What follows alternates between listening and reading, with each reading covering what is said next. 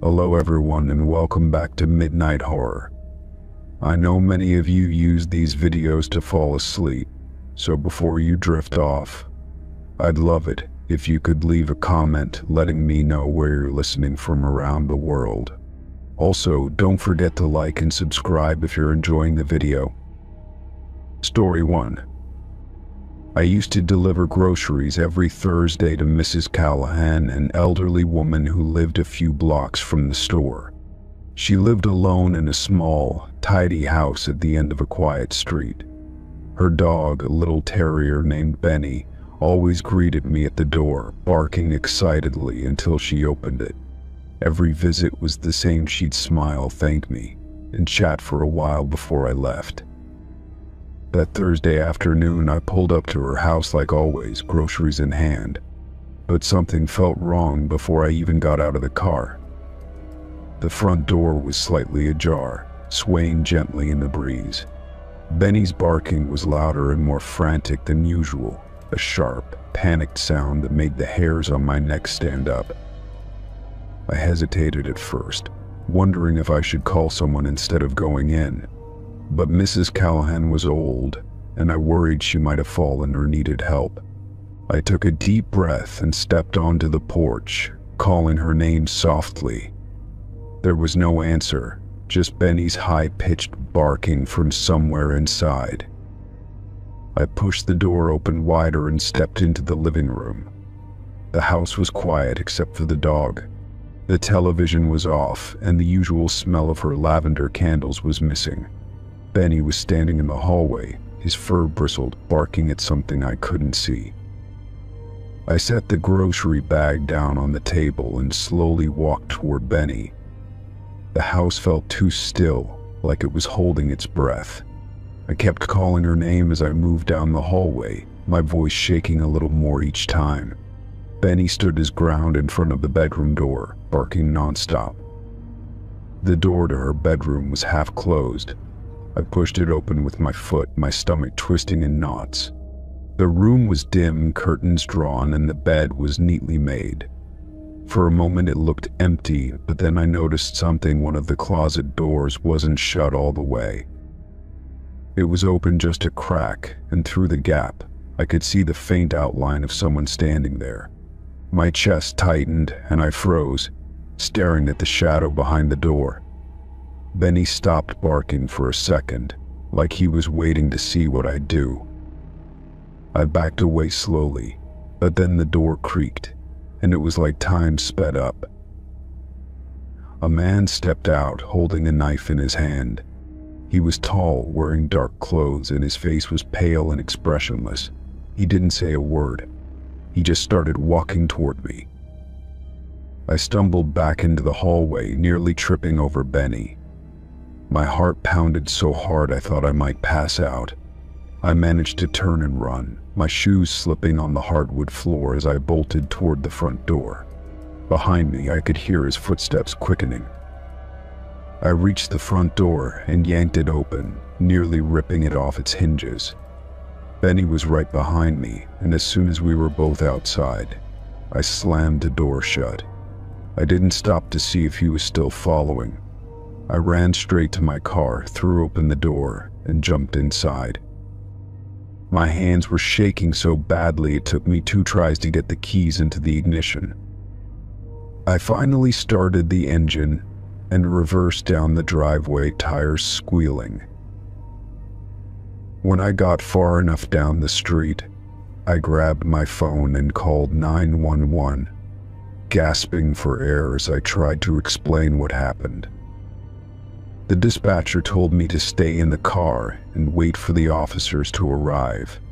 I kept my eyes on the house the entire time, expecting him to come running out any second. But the front door stayed closed, and there was no movement at all. Benny sat in the passenger seat, still growling quietly, his eyes fixed on the house too. When the police arrived, I pointed them toward the house and told them everything I saw. They moved in quickly, guns drawn, while I waited by my car, my heart still racing. It felt like forever before they came back out. One of them walked over to me, his face serious. They found the man in the closet, just like I said. He still had the knife on him. They said he didn't resist when they cuffed him. Mrs. Callahan wasn't there, though. The house was empty except for the man and Benny. They started searching the area immediately. Later, they found Mrs. Callahan a few blocks away. She'd been out visiting a friend and had left the door unlocked by mistake. She had no idea what had happened until the officers brought her back home. She hugged Benny tight and thanked me over and over, tears running down her face. I stayed until they finished questioning me. One of the officers told me the man was a drifter they'd been looking for in connection with other break-ins nearby. He'd apparently been hiding in empty homes and stealing what he could. No one could explain why he was standing in the closet with a knife when I found him. After that, I couldn't bring myself to deliver groceries to Mrs. Callahan anymore. She understood. Someone else from the store took over the deliveries. Every time I passed her street, I felt a chill run down my spine. I kept wondering what would have happened if I hadn't shown up when I did. Sometimes at night, I still hear the echo of Benny's frantic barking in my head. I think about how quiet the house was, how that man didn't say a single word. And I think about how close I came to not walking back out of that house. Story 2. I was desperate for a place to stay. College housing was full, and the apartment options near campus were either too expensive or already leased. Scrolling through Craigslist late one night, I found an ad that seemed decent. Small room, cheap rent, walking distance from campus. It almost felt too good to be true, but I didn't have many choices left. The landlord, a quiet man in his late 30s, met me at the door when I arrived. He didn't talk much, only handed me the key and gestured toward the narrow staircase that led up to my room. The place smelled a little musty, but I convinced myself it was fine. The room was plain, just a bed, a desk, and a dresser. I set my backpack down and tried to ignore the unsettling stillness in the air. That first night, I was so tired from moving my things that I fell asleep almost immediately. But something woke me up around 2 in the morning. It wasn't a sound, exactly more like the feeling of being watched. I sat up, rubbing my eyes, and stared at the dark shape of the room until they adjusted. That's when I noticed it. On the wall directly across from the bed was a small hole, no wider than a pencil. At first, I thought it was just damage from a nail or a screw, but as I leaned in closer, my stomach dropped. It wasn't just a hole, it was smooth around the edges, deliberately drilled. The worst part was that it was positioned perfectly at eye level with my bed. I backed away, heart pounding. I told myself there had to be an explanation. Maybe it was an old vent that had been patched over. But deep down, I knew better. I ended up dragging the dresser in front of the hole before climbing back into bed, though I barely slept after that. The next morning, I considered leaving right away. But rent was cheap, and I had already paid for the month. I tried to rationalize it. Maybe it was paranoia. Maybe I was overreacting. I had a lot of assignments coming up, and moving again would just throw everything off. So, I stayed. By the third night, I noticed something else. There was a faint clicking noise coming from the bathroom vent. It was rhythmic, too steady to be the old ventilation system. I climbed up on the edge of the bathtub to get a closer look. The grate over the vent was loose, just slightly, like someone had removed and replaced it multiple times. My fingers trembled as I pulled the vent cover free. Behind it, tucked into the corner, was a small black device with a blinking red light. It took me a second to process what I was looking at. A camera. It was pointed directly toward the shower. I almost dropped it. My hands were shaking so badly. I put it on the counter and stepped back, feeling sick. I thought about all the times I had used the bathroom already. How many times had someone been watching? The thought made my skin crawl. I packed my things as quickly as I could, shoving clothes into my backpack without folding them. I didn't care about the rest. As I grabbed my phone, I glanced toward the wall where the hole had been. Even with the dresser in front of it, I couldn't shake the feeling of eyes on me. I left the room without looking back. On my way down the stairs, I passed the landlord in the hallway. He didn't say anything at first, just gave me a strange, tight smile. His eyes flickered toward my bag. "Leaving early?" he asked. His voice was flat, but I could hear something beneath it. Something that made me walk a little faster toward the front door. "I got an offer for a better place," I said without stopping. My hand shook as I unlocked the door and stepped outside. He didn't follow, but I could feel him watching as I walked down the front steps and out onto the street. I didn't breathe normally until I was 2 blocks away. That night, I stayed with a friend. I told her everything about the hole in the wall, the camera and the vent, the landlord. She wanted to go back and confront him, but I refused. I didn't want to see him again. We ended up filing a report with the police instead. A few days later, they contacted me. The room I had rented wasn't listed with any official rental agency. The landlord wasn't the owner of the house. In fact, they weren't even sure who he was. The real owner had passed away months earlier, and the property was in probate. Whoever that man was, he had been squatting there, renting out the rooms under false pretenses. They searched the house and found more hidden cameras. One in the hallway, another one behind the mirror in a different bathroom. Some had wires leading down to a locked room in the basement. Inside, they found screens and recording equipment.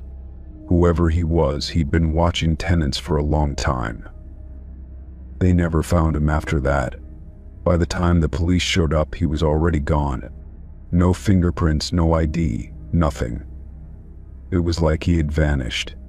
Every now and then I wonder if he found another house, another ad on Craigslist, another tenant desperate for cheap rent. For weeks afterward, I couldn't sleep. Every creak of a floorboard made my chest tighten.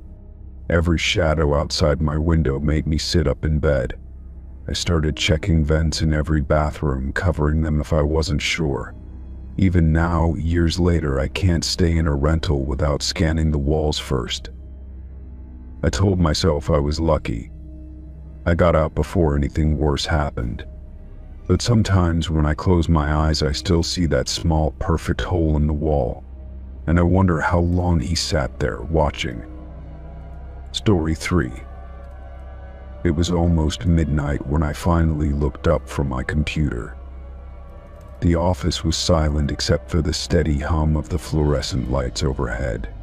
Everyone else had gone home hours ago, leaving me alone on the 12th floor. I stretched my stiff shoulders and told myself I would finish up soon. That was when I first heard it. The soft chime of the elevator echoed faintly down the hallway. It wasn't unusual to hear it during the day, but at this hour it sent a cold shiver through me. I waited, listening for footsteps. None came. After a moment, I told myself it was probably just someone from maintenance or security doing their rounds. Still, something about it unsettled me. I got up and walked slowly to the reception area. The elevator doors stood open as if waiting for someone to step out, but the hallway was empty, and no one was there. I stared at the doors for a few seconds before they finally slid closed. I went back to my desk, but the sound of the ding echoed in my mind. I tried to ignore it and focus on the report I was supposed to finish. A few minutes later, I heard it again, the same soft chime, followed by silence. This time, I stood up and walked to the window, looking out at the dark city below.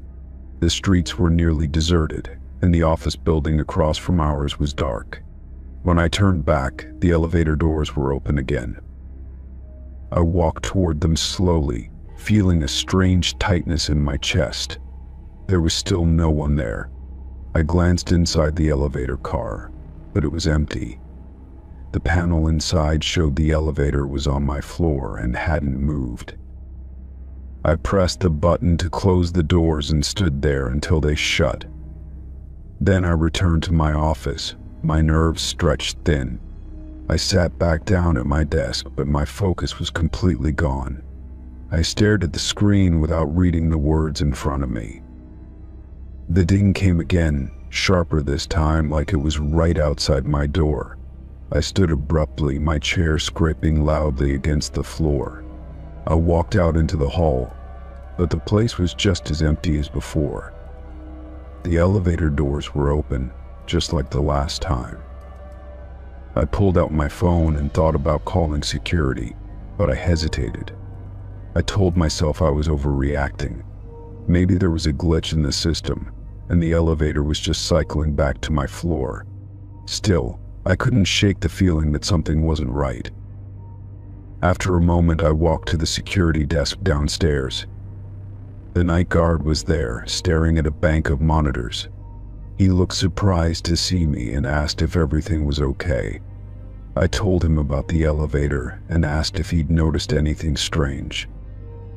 He frowned and rewound the footage on one of the screens. At first, there was nothing. Just the empty hallway, the elevator arriving on my floor, the doors opening, and no one stepping out. But then he paused the feed and leaned in closer. In the corner of the elevator, partly hidden by the angle, there was a man. He wore a dark hoodie, the hood pulled low over his face. He stood perfectly still, not moving an inch. The guard fast-forwarded the footage. The elevator would go down to the lobby, then back up to my floor. Every time the man was there, standing exactly the same way. I asked if the man had ever stepped out of the elevator. The guard shook his head. He hadn't left the car, not once, for nearly 3 hours. We both watched the screen in silence, the looping footage unsettling in a way I couldn't explain. The guard tried to contact the elevator company to see if there was a technical issue. He also called one of the other security staff to check the elevator in person. I felt an icy dread settle in my stomach as I returned to my floor to grab my things. When I stepped out of the stairwell, I froze. The elevator doors were open again. The car was there, and I could see the figure inside. He was standing in the exact same position as on the footage, unmoving. His face was hidden in the shadows of the hood. I backed away slowly, keeping my eyes on him. The doors began to close, but then they stopped halfway as if stuck. I turned and walked quickly to my office, trying to keep calm. I locked the door behind me, my hands shaking. I packed my laptop and files in a hurry, my ears straining for any sound in the hallway. There was nothing. No footsteps, no voices, just the faint mechanical hum of the lights above me. I hesitated, then checked the security camera feed on my computer. The camera outside my door showed the hallway, empty and quiet, but in the elevator, the man was still standing there. He hadn't moved. The timestamp showed the footage was live, and yet it felt like watching a still photo. I stayed in my office, waiting for a call from security.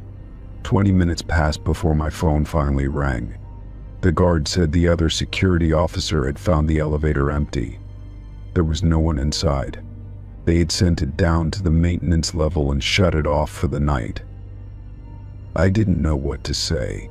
I asked if they were sure, and he insisted they had checked. No one was there. He offered to walk me to my car, and I took him up on it without a second thought. When we passed the elevator, its doors were closed, the car dark and still.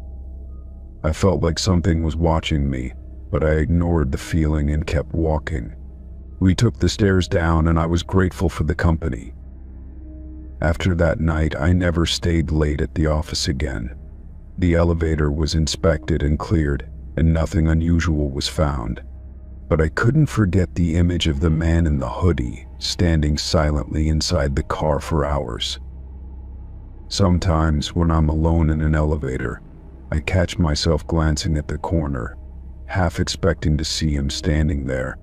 So far, I haven't. But I always wonder what would have happened if I had stepped inside. Story 4. The hike had been my idea. I'd found the trail in a forum where people posted about remote places that felt untouched, peaceful, and empty. It was a long drive and even longer on foot, but I wanted to get away from everything for a while. My boyfriend Nate was hesitant at first, but he eventually agreed to come along. We spent most of the day walking through dense woods, following faint markers tied to trees. There weren't any other hikers, and we didn't expect to see anyone this far out. The silence was heavy, broken only by birds and the crunch of our boots on dry leaves. By evening, we set up our tent in a small clearing near a stream. We cooked a simple dinner on our portable stove and sat by the water afterward, watching the sky turn dark. It was peaceful in a way I hadn't felt in a long time. Nate was finally relaxing, and I was glad we'd come. When we crawled into the tent that night, I fell asleep almost immediately. The next morning, we packed our things and set out again, planning to follow the stream farther into the woods. It was another long, quiet day, and we didn't see any signs of other people. We talked less as we walked, getting lost in our own thoughts.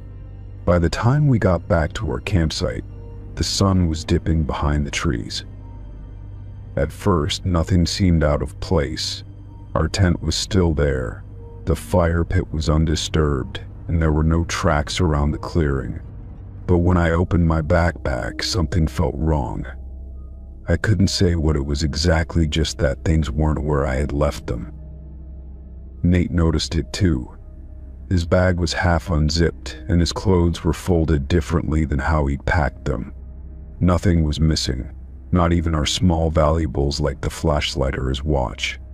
It was as if someone had gone through everything carefully, almost respectfully.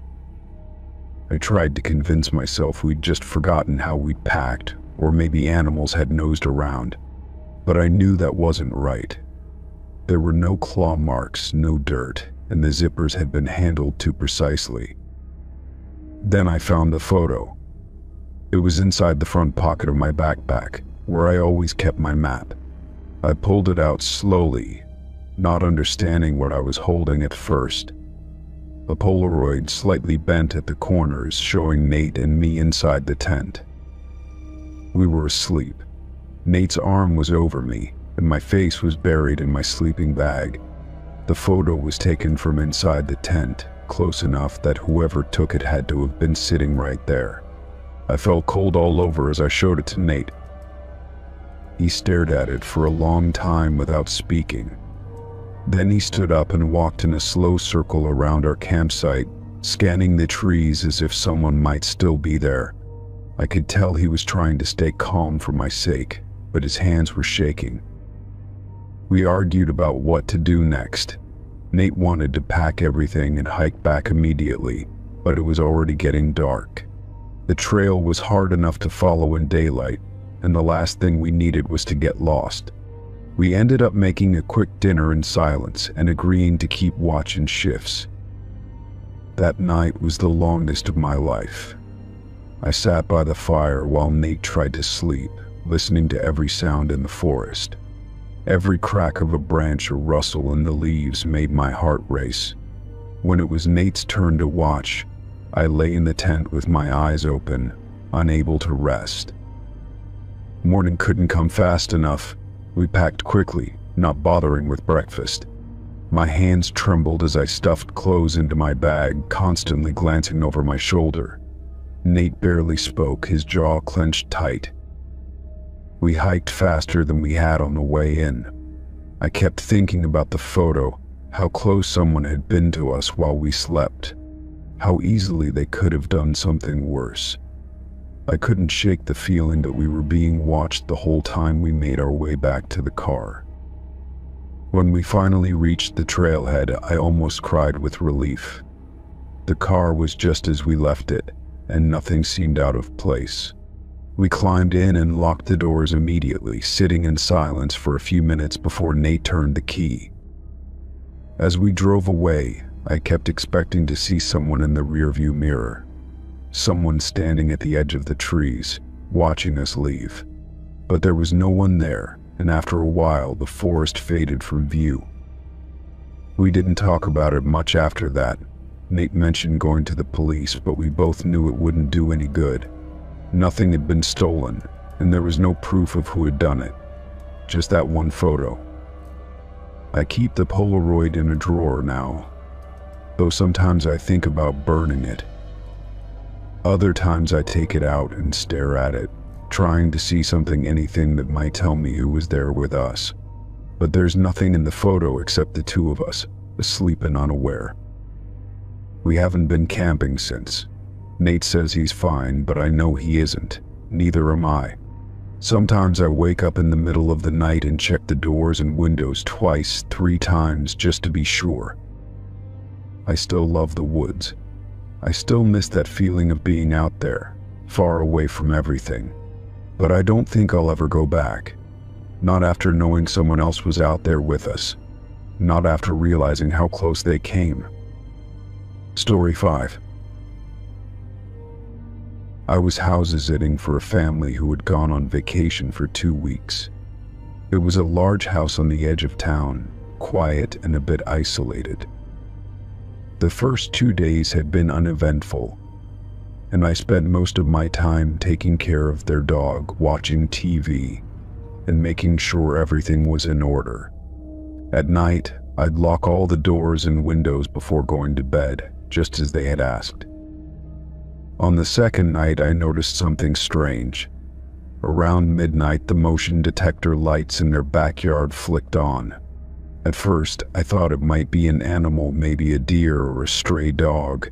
But when I looked out from the upstairs window, I didn't see anything moving in the yard. The third night, the lights came on again. This time it was a little after 1 a.m. I stood by the window longer, scanning the yard carefully. My heart skipped a beat when I noticed movement along the fence line. A man was walking slowly back and forth. He stayed close to the fence, his head turned towards the house the entire time. I couldn't make out much detail in the dark, but I could tell he was wearing dark clothes and a hood pulled low over his face. I watched him for a long time, trying to make sense of what he was doing. He didn't come closer to the house, didn't try to open the gate, just paced back and forth in that same slow, deliberate way. Every so often he would stop and stand completely still, just staring at the house. I felt cold all over. I double-checked the locks on all the doors, making sure they were secure. The dog was asleep in the living room, completely unaware of what was happening outside. I grabbed my phone and thought about calling the police, but the man wasn't technically doing anything illegal. He was just there. Eventually, I went back to the window, hoping he had left. But he hadn't. He was still there, pacing, turning every few steps to glance directly at the house. I couldn't see his face, but I had the uneasy feeling he could see me watching him. I finally closed the curtains and tried to sleep, though it was nearly impossible. Every sound made me tense up, listening for something out of place. I stayed awake until dawn, and when the first light broke, I checked the yard again. It was empty. The next day, I tried to convince myself it wasn't a big deal. Maybe it was someone passing through, and they were gone now.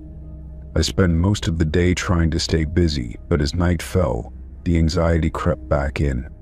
I kept glancing out the window, waiting. At 12:30 a.m., the lights in the backyard came on again.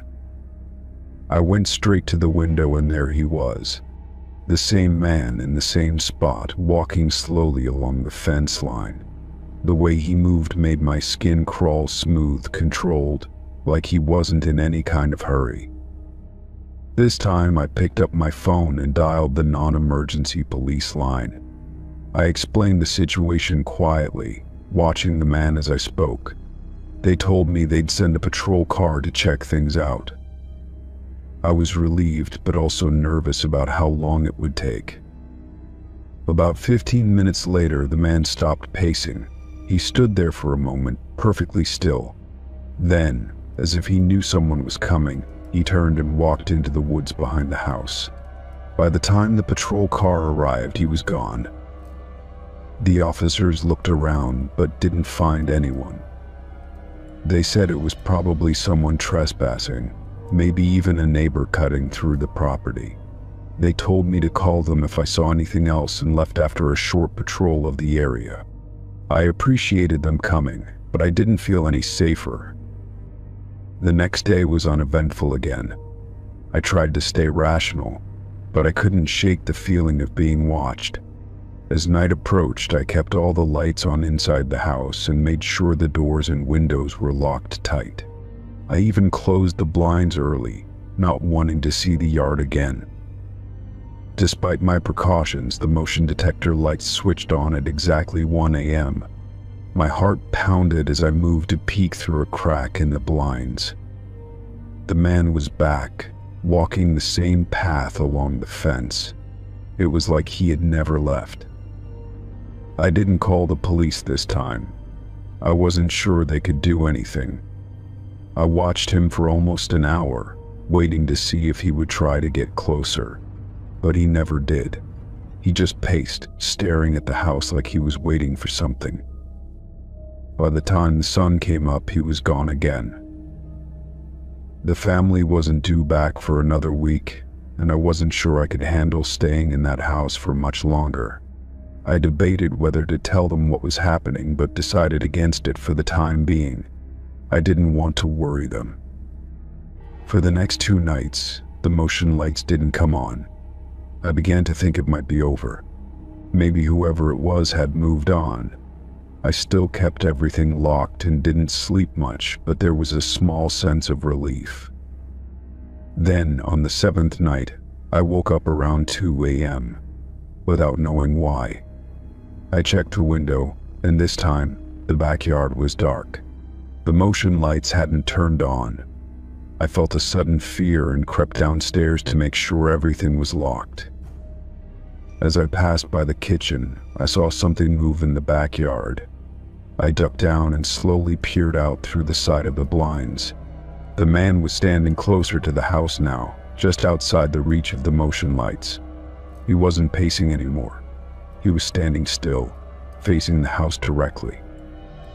I backed away from the window and grabbed my phone with shaking hands. This time I called 911. I whispered to the dispatcher, trying to explain what was happening. They assured me someone was on the way. I locked myself in the downstairs bathroom and waited. I heard nothing for a long time. No footsteps, no noises. When the police arrived, they found no sign of him. They stayed for a while, patrolling the property, but he was gone again. The family came back a few days later. I told them everything. They were shaken and installed security cameras immediately. I never got an explanation for who that man was or why he kept coming back. I still wonder what would have happened if I hadn't stayed awake that 3rd night. Story 6. When I was 17, I worked the night shift at a small gas station just off the highway. Most nights were quiet, slow enough for me to get through homework or read magazines behind the counter. The occasional customer would stop in for gas, cigarettes, or coffee, but it was mostly truckers or regulars passing through. I never thought much about being there alone, even when it was well past midnight. One night around 1 in the morning, the door chime rang as a man walked in. He was tall, wearing a faded jacket and jeans, his boots scuffed like he'd been walking a long time. He didn't say anything at first, just made his way slowly down the aisles, looking over the shelves like he was searching for something specific. Something about the way he moved put me on edge, though I couldn't say why. After a few minutes, he brought 2 items up to the counter: duct tape and rope. The minute I rang them up, he looked at me directly and asked, "You live around here?" His voice was calm, too calm, and it sent a chill through me. I shook my head quickly, lying without thinking, and told him I didn't live nearby. He nodded slowly, like he was thinking something over, then paid in cash. His hands were rough, knuckles scraped like he'd been in a fight or working with something sharp. After he left, I watched from behind the counter as he stood outside near his truck. He wasn't pumping gas, wasn't on his phone, just standing there, staring back toward the station. I tried to brush it off and focused on cleaning up the coffee machine, wiping down the counters to keep my mind busy. But every time I glanced up, he was still there, leaning against his truck like he was waiting for something or someone. The parking lot was empty except for his old pickup, its headlights off, the engine quiet. I felt my stomach knot tighter the longer he stayed.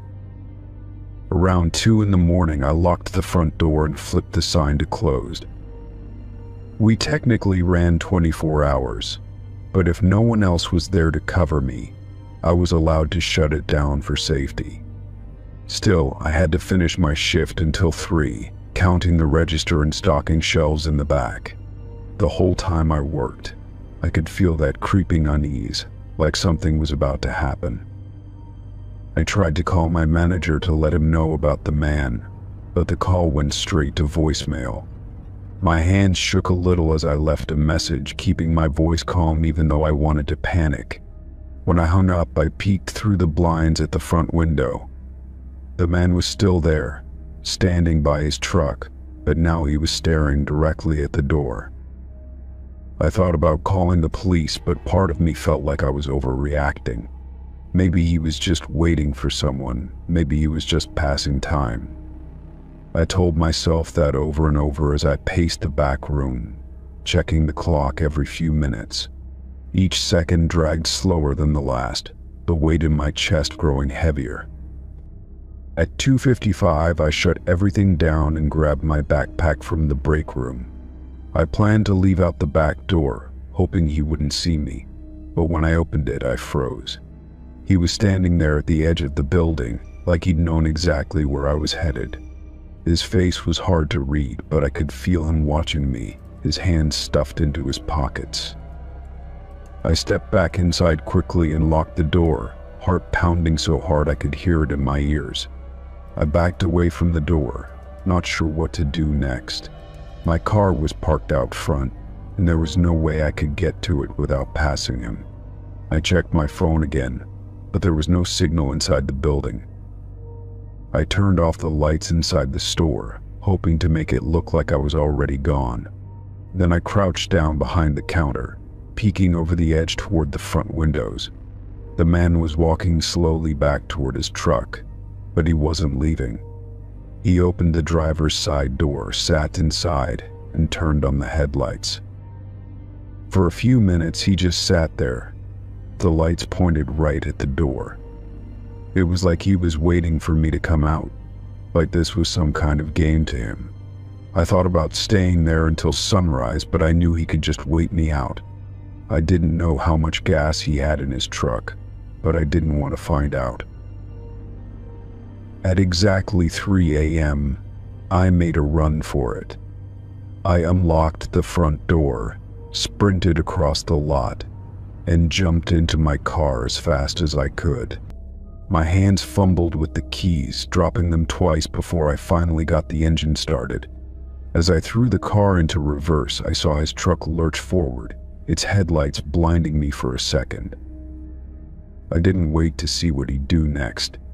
I backed out fast, tires squealing as I turned onto the road. I drove straight to the police station in town, not stopping or looking back until I pulled into the lot. When I explained what happened, they took my statement and sent an officer back to check the gas station. They never found the man or his truck. For weeks after that, I couldn't sleep right.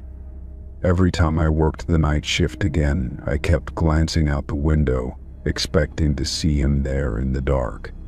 I eventually quit that job, unable to handle the feeling that he might come back. Even now, years later, I still find myself checking over my shoulder whenever I'm out late. Story 7. The drive had been long and quiet, the kind of stillness that settled deep into your bones. I had been on the road for hours, and by the time I reached the small town, exhaustion was beginning to take over. The neon sign for the motel flickered faintly, casting a dull glow on the empty lot. I pulled in without much thought, relieved to find a place to sleep before continuing on the next morning. The woman at the front desk barely looked up when I entered the small lobby. She slid the guest book toward me and asked for my name. After signing in and handing over my ID, she gave me an old-fashioned key on a heavy chain. "Room 12, she said, at the far end of the second floor. I took the key without much conversation and made my way outside to park near the stairs. The room was simple but clean.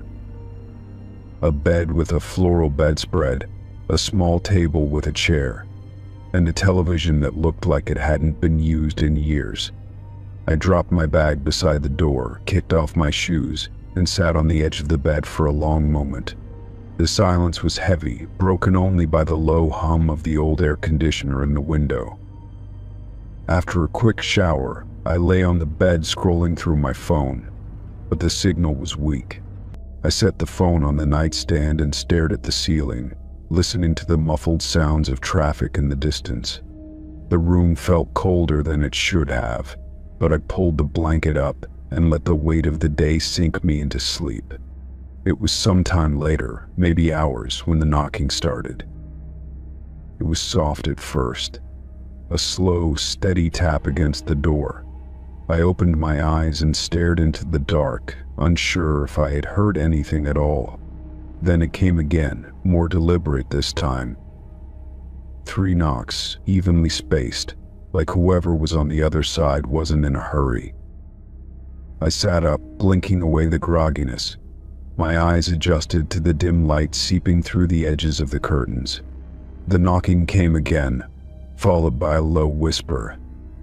At first I couldn't make out what was being said, but after a few seconds I realized it was my name. They whispered it again, slow and careful, as if they were testing how it sounded in their mouth. My throat felt dry, and I forced myself to swallow. I got up quietly and approached the door, peering through the peephole. There was nothing there, just the empty walkway and the faint glow from the overhead light.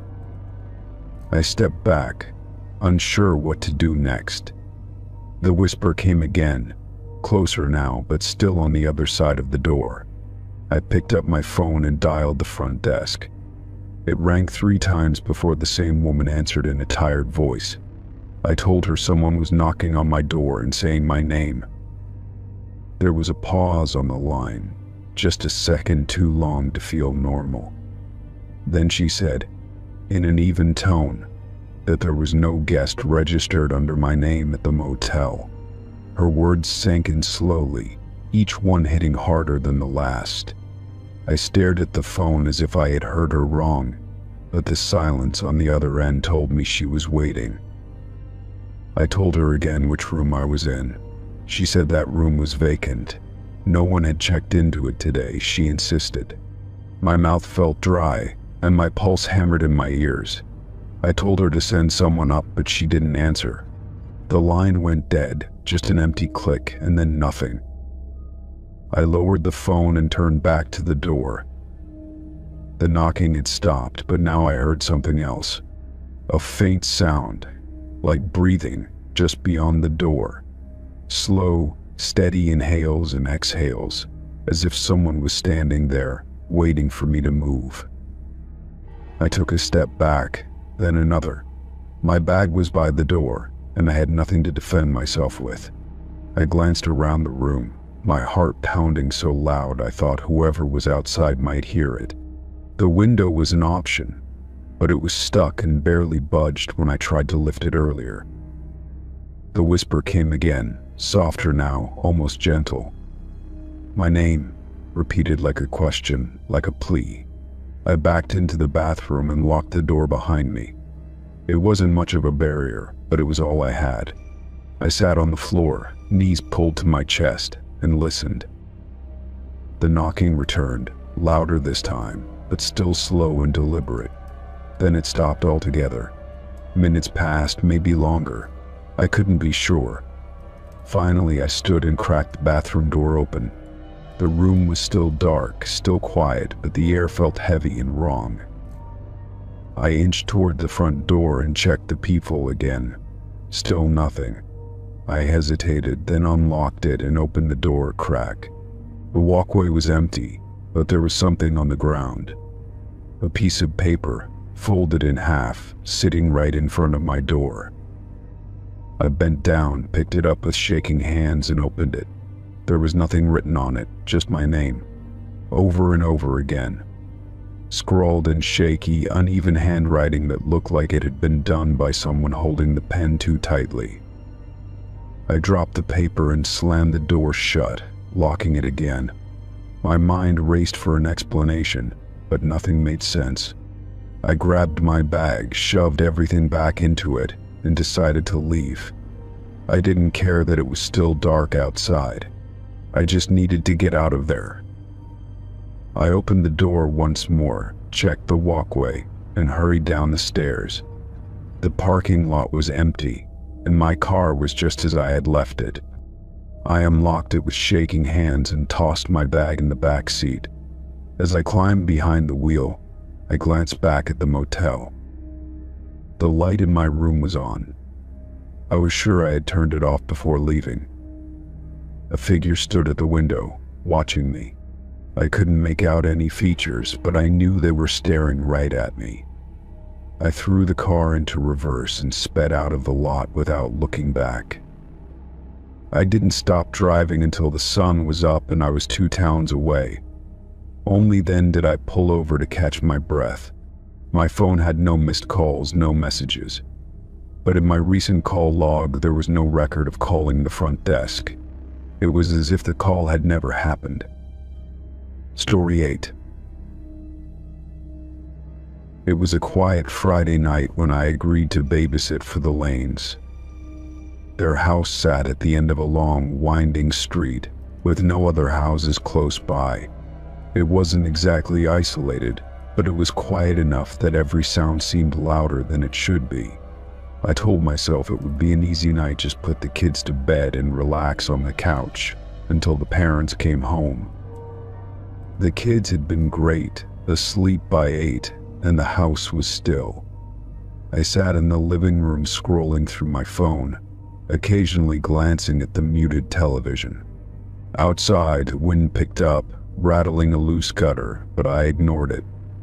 After a while, I noticed a faint sound I couldn't explain, something soft, like shuffling, coming from below.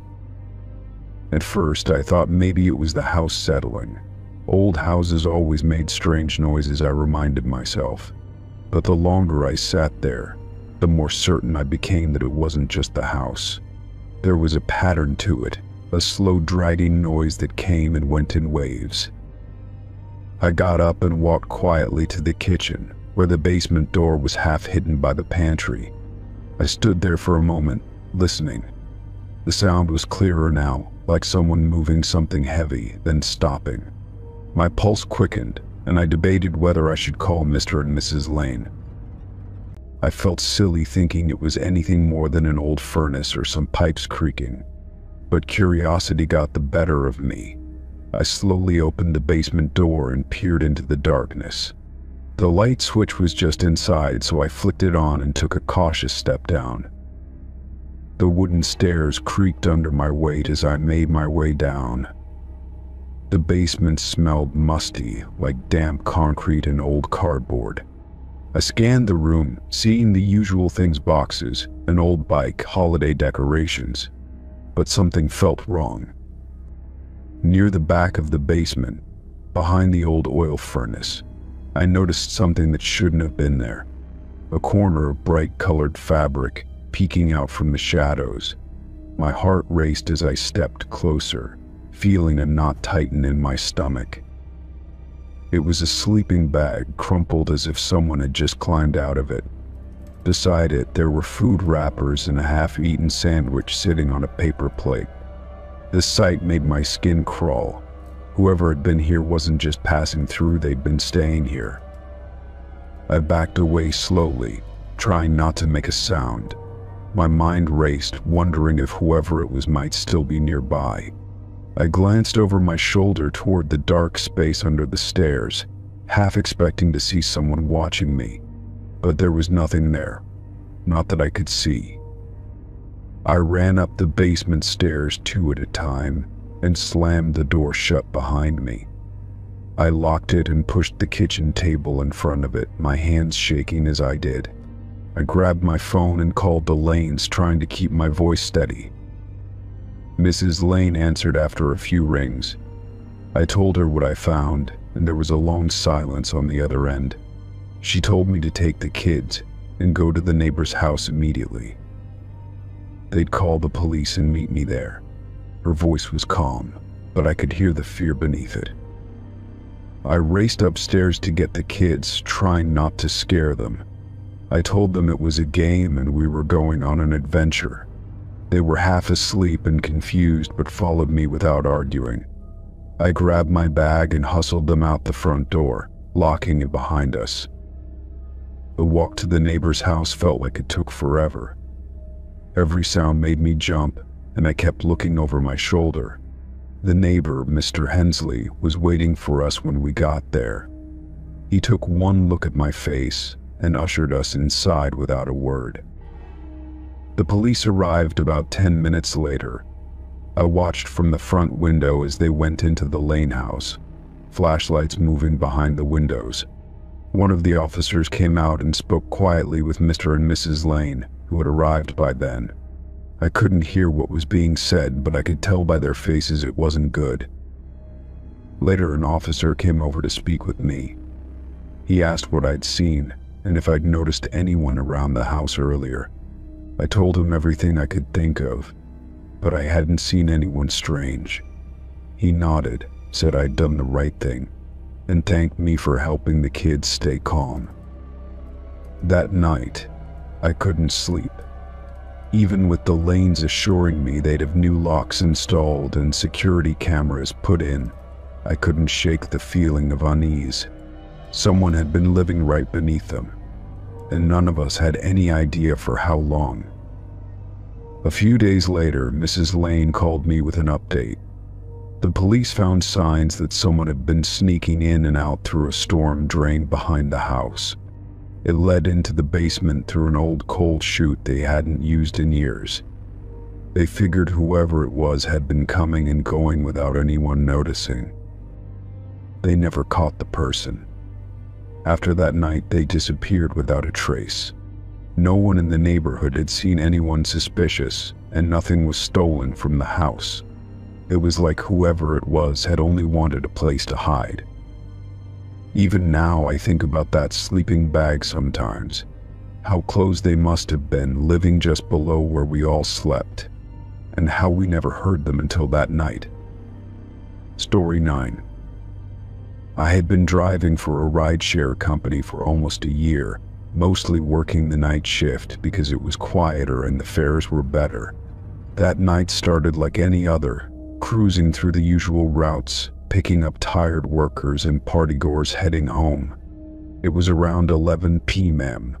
when I got a ping for a pickup on the outskirts of town. The area wasn't the best, but it wasn't the worst either, so I accepted it without a second thought.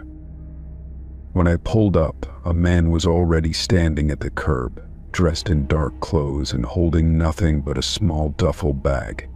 He climbed into the back seat without saying much, just giving me a short nod as he settled in. His destination popped up on my screen, but before I could start driving, he leaned forward slightly and said, "Take the back road." His voice was flat but firm, and something about the way he said it made the hairs on the back of my neck stand up. I hesitated for a second, glancing back at him through the rearview mirror. "You sure? It's pretty dark out there." "The main road's quicker," I offered. He didn't answer right away, just stared at me through the mirror until I finally turned onto the side street that would lead to the back road. I told myself maybe he just wanted some quiet, away from traffic, and tried to push away the uneasy feeling crawling under my skin. As we drove, the road became less familiar. Trees thickened on either side, and the streetlights disappeared entirely. My headlights cut a narrow path through the darkness, and every so often I glanced at the man in the mirror. He was still leaning forward slightly, his gaze fixed on me, which made me grip the steering wheel a little tighter. I cleared my throat and tried to keep my voice casual. "So what brings you out this way tonight?" He didn't answer right away, and when he did, his voice was quieter. "Just need to get somewhere." That was all he said, and I didn't push for more. The silence stretched on, heavy and uncomfortable, broken only by the sound of the tires on the uneven road. I couldn't shake the feeling that something was off. After another mile or two, he suddenly barked out, "Stop here." I flinched at the tone, my foot instinctively easing off the gas. We were in the middle of nowhere, no houses, no lights, just empty woods on both sides of the road. My stomach twisted as I slowed down, but something in me screamed not to stop completely. I kept rolling forward, pretending I didn't hear him. I said, "Stop the car." He snapped, louder this time, his voice harsh and urgent. I could hear the rustle of movement behind me, and my mind raced with everything that could go wrong. My heartbeat thudded in my ears as I tightened my grip on the wheel and kept my foot on the gas. I didn't say anything. I just kept driving, watching him in the mirror as his expression darkened. He slammed his palm against the back of my seat, hard enough that I jumped. "Stop the damn car," he shouted. I didn't stop. Instead, I pressed down on the gas, pushing the car faster down the winding road.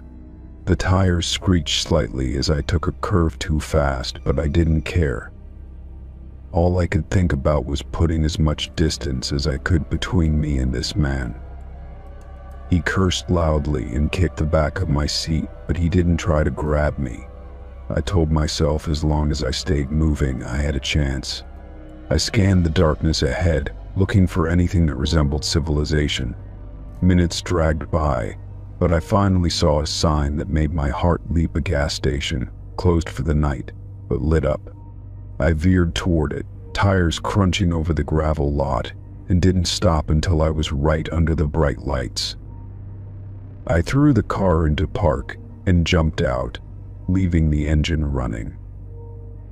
I sprinted toward the building, my phone already in my hand as I dialed 911. I didn't care if he chased after me. I just needed to get someone there fast. I glanced over my shoulder and saw him still sitting in the back seat, his hands gripping the duffel bag tightly, his face blank. The dispatcher's voice was calm as she took my location and details, telling me officers were on their way. I stayed by the building, not taking my eyes off the car. After what felt like forever, I saw flashing lights coming down the road. Relief washed over me, but it was quickly replaced by a strange chill when I looked back at the car and saw the back seat was empty. The door was hanging open, and there was no sign of him anywhere. The police searched the area but didn't find anything, not even footprints leading away from the car. They asked me for every detail, and I told them everything I could remember. One of the officers checked the duffel bag he had left behind in the back seat. It was empty. Nothing but an old newspaper and a couple of rocks. No ID, no personal belongings. Nothing that explained who he was or what he wanted. They escorted me back to the station to take a full report.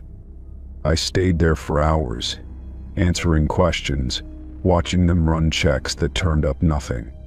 The man hadn't booked the ride himself. It was requested through a burner phone, and there was no way to trace it. When I finally left the station, the sky was getting light, and I was exhausted. I didn't drive for a few days after that. I kept thinking about the way he stared at me, how he ordered me to stop in the middle of nowhere, I couldn't shake the feeling that if I had stopped, something bad would have happened. Eventually, I went back to work, but I avoided any pickups in remote areas. Even now, years later, I still think about that night, about how close I came to stopping. Story 10. The laundromat was almost empty when I walked in that night. A flickering fluorescent light buzzed in the far corner, casting long shadows across the cracked tile floor. I loaded my clothes into one of the old machines, fed it some coins, and took a seat near the front window. It was quiet except for the hum of the machines and the occasional rumble of cars passing by outside. About 15 minutes later, a man came in and sat directly across from me. There were plenty of other seats, but he chose the one facing mine. He didn't bring any laundry with him. He just sat there, staring at me without blinking, his hands resting flat on his knees. At first, I tried not to think much of it. People are strange sometimes, and maybe he was just waiting for someone. But the longer I sat there, the more uncomfortable I became. Every time I glanced his way, his eyes were fixed on me, unblinking and intense. I checked my watch and pretended to scroll through my phone, but I couldn't focus on anything. The machine beeped, signaling the wash cycle was done. I moved my clothes quickly into a dryer, my hands shaking a little as I did. When I sat back down, he hadn't moved, still staring. His eyes seemed darker under the harsh lighting, and I felt a tight knot forming in my stomach. I kept telling myself to stay calm, that maybe it was a coincidence, but something about him felt wrong. I decided not to wait for my clothes to dry. I gathered them into my basket, still damp, and stood up. As I headed for the door, I felt his gaze follow me. I didn't look back, but I knew he was watching. Outside, the street was mostly empty. I walked quickly, trying to act normal, but I could hear footsteps behind me after a block or two. They matched my pace exactly. If I slowed, they slowed. If I sped up, so did they. I glanced over my shoulder and saw him, the same man from the laundromat, walking a few yards behind me. He wasn't pretending to be casual. He wasn't looking at his phone or at anything else. He was staring straight at me, the same as before. Panic surged in my chest. I took a quick turn down a side street, hoping to lose him, but he followed without hesitation. I crossed the street and walked faster, heading toward a main road where there might be more people. That's when I spotted the neon lights of a 24-hour diner up ahead. I made a beeline for it, pushing through the door and into the warm, brightly lit space. A bell jingled as I entered, and a waitress behind the counter glanced up from wiping a table. I took a booth near the window, pretending to study the menu while my heart pounded in my ears. Outside, I saw him approach the diner. He didn't come in.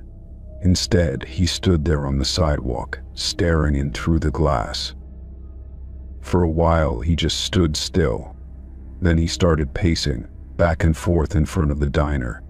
Every few minutes he would stop and press closer to the window, his eyes scanning the inside until they locked on me again. The waitress came over and asked if I wanted anything. I ordered coffee, trying to keep my voice steady, and asked if she knew the man outside. She glanced at him and shook her head, muttering something about weirdos, but didn't seem overly concerned. I sat there for what felt like hours, watching him pace. He never left. Sometimes he would step out of sight, but he always came back, always standing right where I could see him. The other few customers in the diner didn't seem to notice. I drank 2 cups of coffee and tried to figure out what to do next. My apartment wasn't far, but I wasn't about to lead him there. Calling someone didn't seem like an option either. It was late, and I didn't know who would pick up. Finally, I got up and went to the counter, telling the waitress I was waiting for a ride. She nodded and went back to her work. I sat back down, pretending to check my phone again, and watched him through the glass. His pacing slowed after a while, but he didn't leave. He just stood there, shifting his weight from one foot to the other, always facing the window. Every time I made eye contact, his expression didn't change. Blank, focused, like he was just waiting. More time passed. I thought about calling the police but hesitated. What would I even say? That a man was standing outside staring at me. It didn't sound urgent enough to get anyone to show up fast. Around an hour later, a delivery truck pulled up down the street. Its bright headlights lit up the sidewalk, and the man stepped back into the shadows. I took that chance and slipped out of the booth, leaving a few bills on the table. I walked toward the back of the diner, where I'd noticed a second exit earlier. The waitress didn't seem to notice me leaving. I pushed the door open quietly and stepped out into the alley behind the building. For a moment it was completely silent except for the hum of the truck engine in the distance. I hurried down the alley, keeping close to the walls, and cut across a side street. My legs felt heavy, but I forced myself to keep moving. I didn't head home right away. I walked for blocks, zigzagging through streets I barely knew. Every few minutes I looked back over my shoulder, but I didn't see him. Still, I kept going until I found a convenience store with lights still on. Inside, I pretended to browse while catching my breath. I stayed there for a while before finally deciding it was safe enough to head home. Even then, I took the longest possible route, doubling back several times just to be sure. When I finally made it back to my apartment, I locked the door behind me and checked all the windows. I sat in the dark for a long time, listening for footsteps outside, but there was nothing, just silence. I didn't sleep that night. Every time I closed my eyes, I pictured him standing outside the window, waiting. Even now, I'm not sure if he ever followed me again, but I never went back to that laundromat, and I never stayed out that late again. Story 11. I lived on the ground floor of an older apartment complex. The place was small, nothing special, but it was mine. It had a big window in the living room that I usually kept locked, more out of habit than fear. The neighborhood was generally quiet, and I didn't think much about security beyond the basics. One night, I went to bed around 11, tired from a long day at work. I remember locking up as usual, double-checking the front door and the windows before turning out the lights. I had a hard time falling asleep, but eventually the steady hum of my fan lulled me into rest. Nothing felt out of place when I finally drifted off. At some point in the middle of the night, I woke up unsure why. It wasn't a sound that stirred me, but something felt wrong. My room was colder than usual, and for a moment, I thought I had left the fan on high. But as my eyes adjusted to the dark, I noticed the door to my bedroom was slightly ajar. I was sure I'd closed it before going to sleep.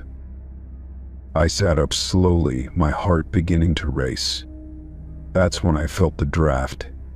It was coming from the living room, cold air seeping into my apartment. I swung my legs over the bed and stood, every instinct screaming at me that something wasn't right. I stepped lightly toward the door, holding my breath as I listened for any sound. When I stepped into the hallway, my stomach dropped. The window in the living room was wide open. The curtain swayed in the breeze and the faint smell of wet dirt drifted in. I knew without a doubt I had locked that window before bed. My hand started to tremble as I took a step closer. That's when I saw the muddy footprints. They started at the window, leading across the carpet toward my bedroom door. The prints were clear and heavy, like whoever made them had been soaked in mud. They went to the doorway of my room, then turned around and went back to the window. The curtains fluttered as if something had just passed through them. I couldn't move for a long moment. I just stood there, staring at the tracks, trying to make sense of what I was seeing. There was no sound, no movement, but I felt like someone was still there, watching me. My chest tightened as I backed away slowly toward the kitchen, where I kept my phone. My hands fumbled with the drawer, and I finally grabbed my phone and dialed 911. My voice shook as I whispered to the operator, explaining what I was seeing. She told me to get somewhere safe and stay on the line until officers arrived. I locked myself in the bathroom and sat on the floor, every muscle in my body tense. It felt like an eternity before I heard a knock on my door, followed by voices announcing themselves as the police. I crept out of the bathroom and made my way to the front door, unlocking it with shaking fingers. 2 officers stood there, their presence a sudden, overwhelming relief. They swept through the apartment, checking every corner, even the closets. No one was there. The window was still open, and the footprints were still clear on the carpet. One of the officers knelt down to examine them, his face serious. He asked if anything was missing, but as far as I could tell, nothing had been taken. I told them everything I remembered, about how I always locked the window and how I was sure it had been secured before bed. They nodded, taking notes, and said they would have someone patrol the area for the rest of the night. After they left, I closed the window, locked it again, and pushed a heavy piece of furniture in front of it. I didn't sleep the rest of the night. I sat on my bed with the lights on, listening to every sound the building made. Every creak, every shift of the wood made me flinch. I kept thinking about those footprints, about how they went to my bedroom door and then back again, like whoever it was had stood there, watching me sleep. Over the next few days, I barely left the apartment except to go to work. I bought a new lock for the window and added extra latches to the front door. I even put a chair under the doorknob at night. The police never found who had done it. They told me it was probably someone looking for an easy target, someone who left a window unlocked by mistake. But I knew better. That window had been locked. I had checked it myself.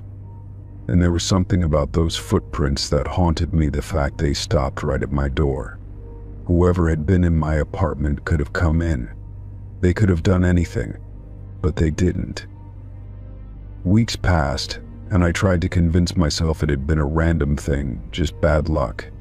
I told myself that whoever it was had probably moved on. But some nights I would wake up again, feeling that same cold draft. I would check the window, double-check the locks, and find nothing out of place. Still, I couldn't shake the feeling.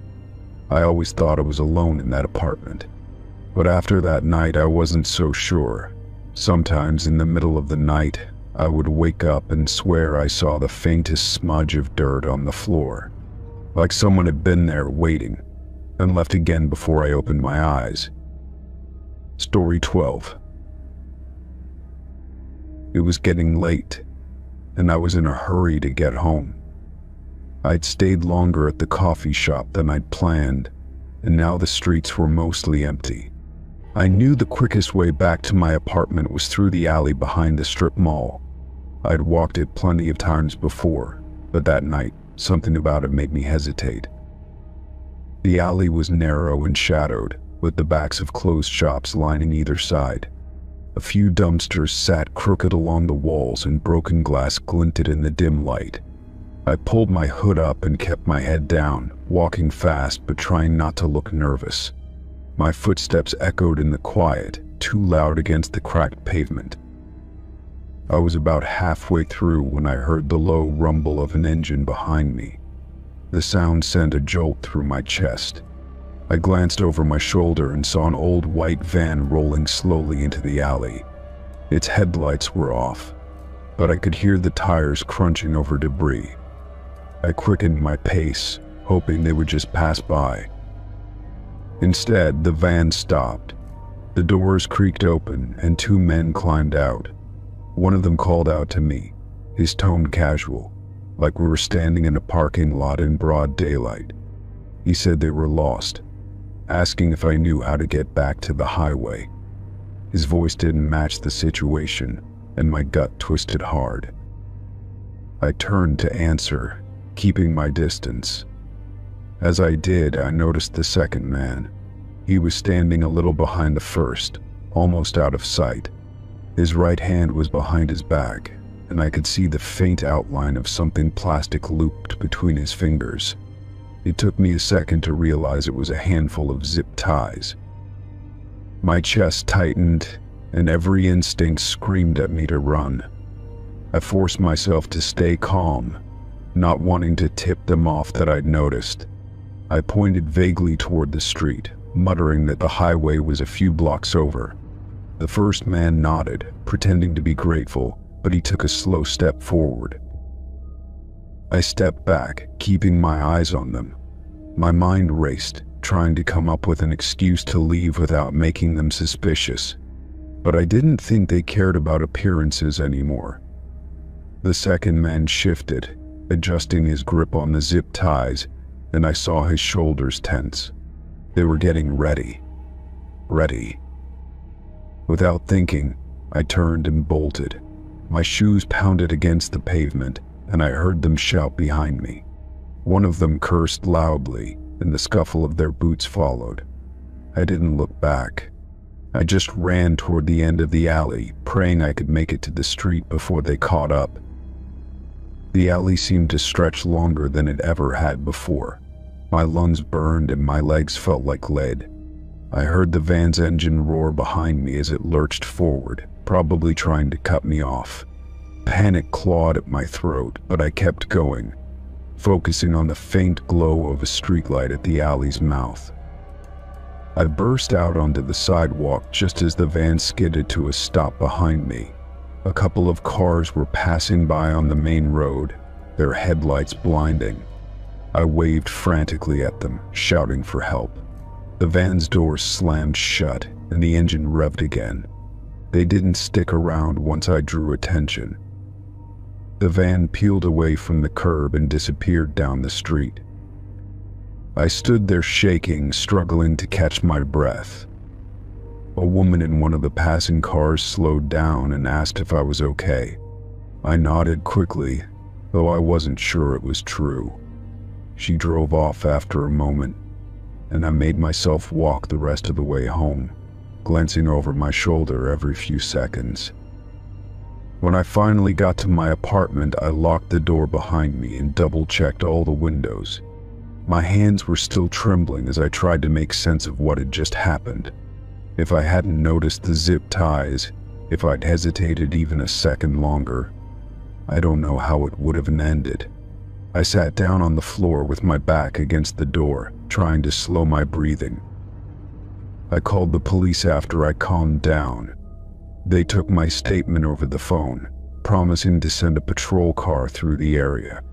They asked for details about the van and the two men, but I couldn't give them much. Everything had happened too fast, and my mind was still foggy with fear. For days afterward, I kept expecting the van to show up again. Every time I walked outside, I scanned the street for anything out of place. I avoided the alley completely, even during the day. I knew they could have followed me home if they wanted to, and that thought kept me awake most nights. A week later, I found myself taking longer routes, even if it added time to my day. I didn't care.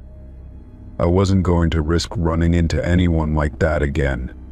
It made me think twice about how easy it was for them to find someone alone in the dark, someone who wasn't paying close enough attention at first. The police called me once more, but they hadn't found the van. No cameras had caught a clear view of the plates, and no one else had reported anything similar. It was like they'd vanished, or maybe they just moved on to another alley, another town, looking for someone else who wasn't as lucky. Even now, I carry a small flashlight and a personal alarm when I'm walking at night. I keep my phone in hand, ready to call someone. I stay in lit areas, near crowds when I can. That shortcut through the alley was supposed to save me 5 minutes. Instead, it taught me to never take that kind of chance again. Story 13. The first time I saw him, I thought maybe I was imagining things. It was just after 6 in the morning, the sun barely above the horizon, and the trail I usually jog was quiet. There was a stillness in the air that felt different, but I chalked it up to being early. As I rounded the bend near the old wooden bridge, something made me glance toward the tree line. He was standing there, half hidden behind the thick trunks, wearing a dark jacket with the hood pulled up. I could just make out his face, pale and expressionless. His eyes, though, were fixed on me. I kept running, pretending not to notice, but my heart started pounding for reasons that had nothing to do with the exercise. By the time I finished the loop and made it back to my car, I looked around to see if he was still there. The trees were empty, and the path was quiet again. I told myself it was probably nothing. Maybe he was just another early riser, someone out for a walk who happened to be standing there. The next morning, I went back to the trail. A part of me hesitated, but jogging had always helped clear my head. The rhythm of my feet on the dirt path and the sound of my breathing usually calmed me. Still, when I reached the same bend, I felt my pulse quicken. He was there again. This time, he wasn't standing behind the trees. He was closer to the edge of the path, only a few feet away from where I ran. His head turned slowly as I passed, his gaze locked on mine. He didn't move, didn't say anything, but there was something about the way he watched me that made my skin crawl. I kept jogging, forcing myself not to look back. Every instinct screamed at me to turn around, but I didn't want him to know I was afraid. When I finally made it to the parking lot, my hands shook as I unlocked my car. I drove home faster than usual, checking the rearview mirror more times than I could count. That whole day, I couldn't focus. At work, I found myself glancing at the windows, half expecting to see him there. I told myself it was probably a coincidence, maybe just a strange man passing through. But deep down, I knew better. There was something deliberate about the way he watched me. By the third morning, I was more nervous than I wanted to admit. I sat in my car for a few minutes before getting out, debating whether to run at all. Eventually, I told myself I was being paranoid. I laced up my shoes and started jogging, but my eyes constantly scanned the trees. When I finished my usual loop and headed back to the parking lot, I saw him. He was standing by my car. Not near it, not in the distance, but right next to the driver's door, his hand resting lightly on the handle. He didn't move as I approached. He just stood there, staring at me with that same blank expression. My steps slowed. I kept a few yards between us, my breath shallow. I fumbled for my phone in my pocket, but my fingers trembled too much to hold onto it properly. He tilted his head slightly, as if curious, but said nothing.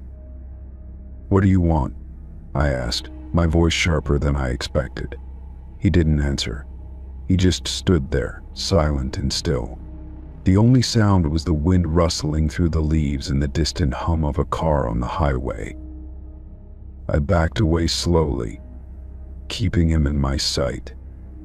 When I was far enough, I turned and ran toward the nearest building, a small visitor center by the entrance to the park.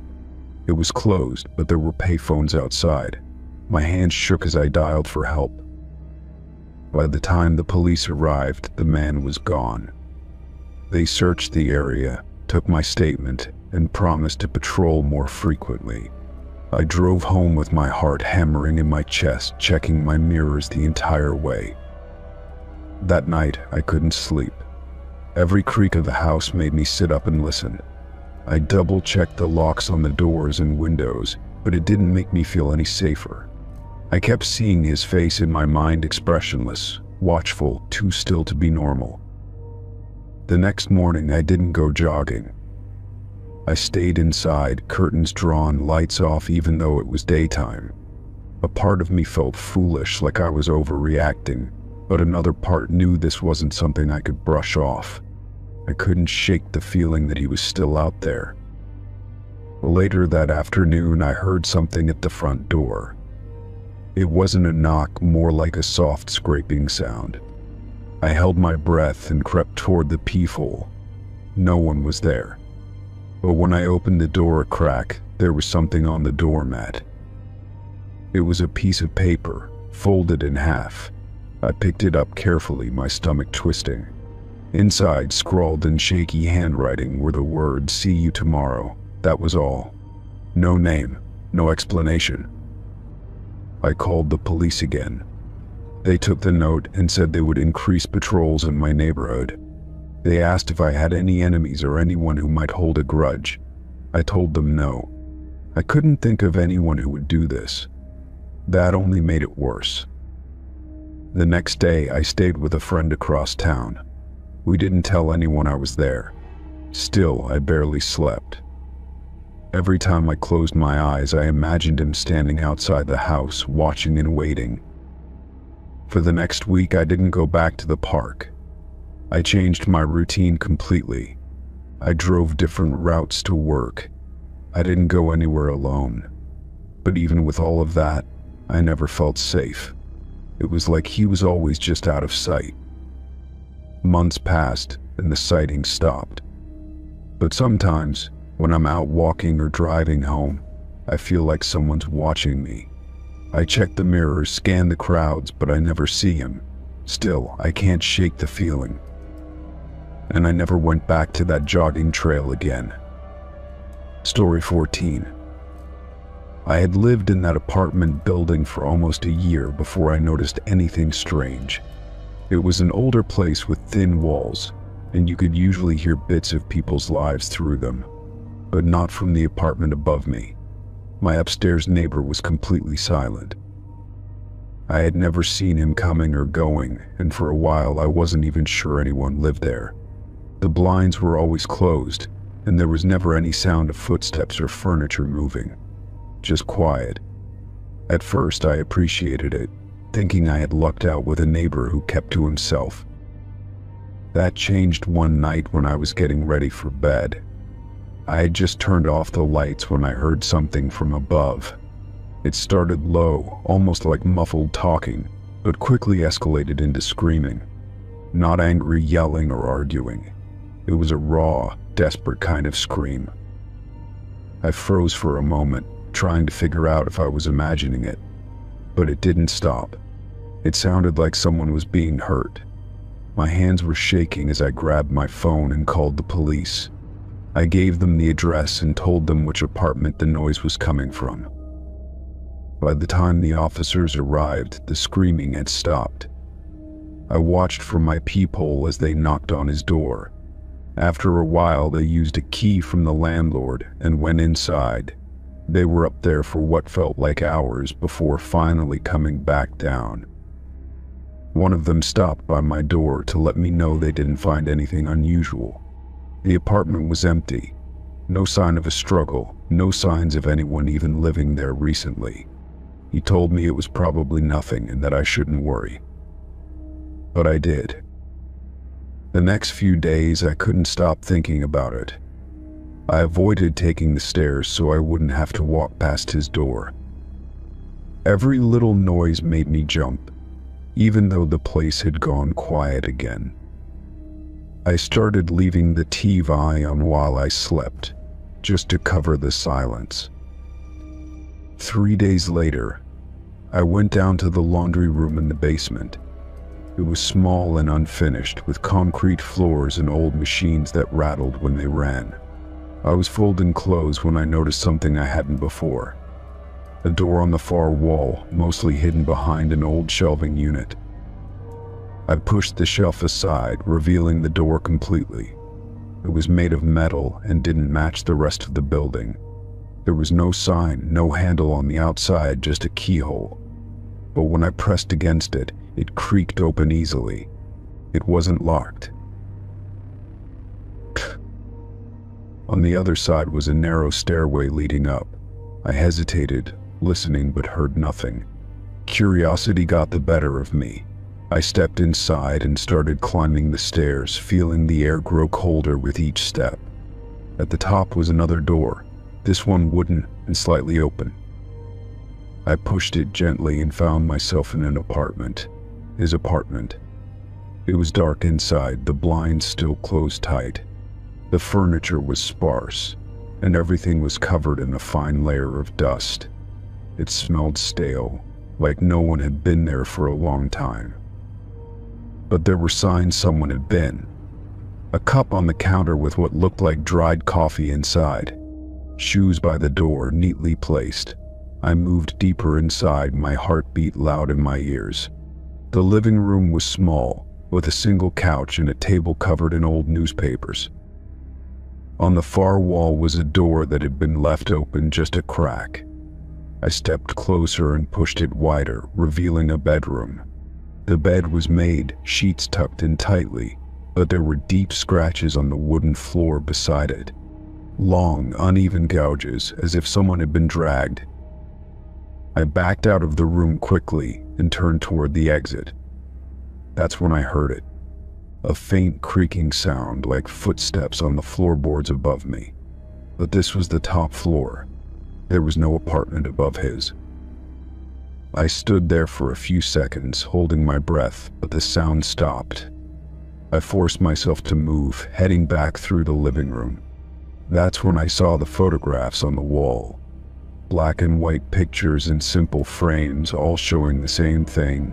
The view from inside the apartment, looking out through the blinds. But in every picture, there was a figure standing in the courtyard, staring up at the window. I didn't stay any longer. I ran back down the hidden stairs and the metal door behind me. I slid the shelf back into place, covering it as best I could. My hands were cold and shaking when I finally made it back to my apartment. That night, I couldn't sleep.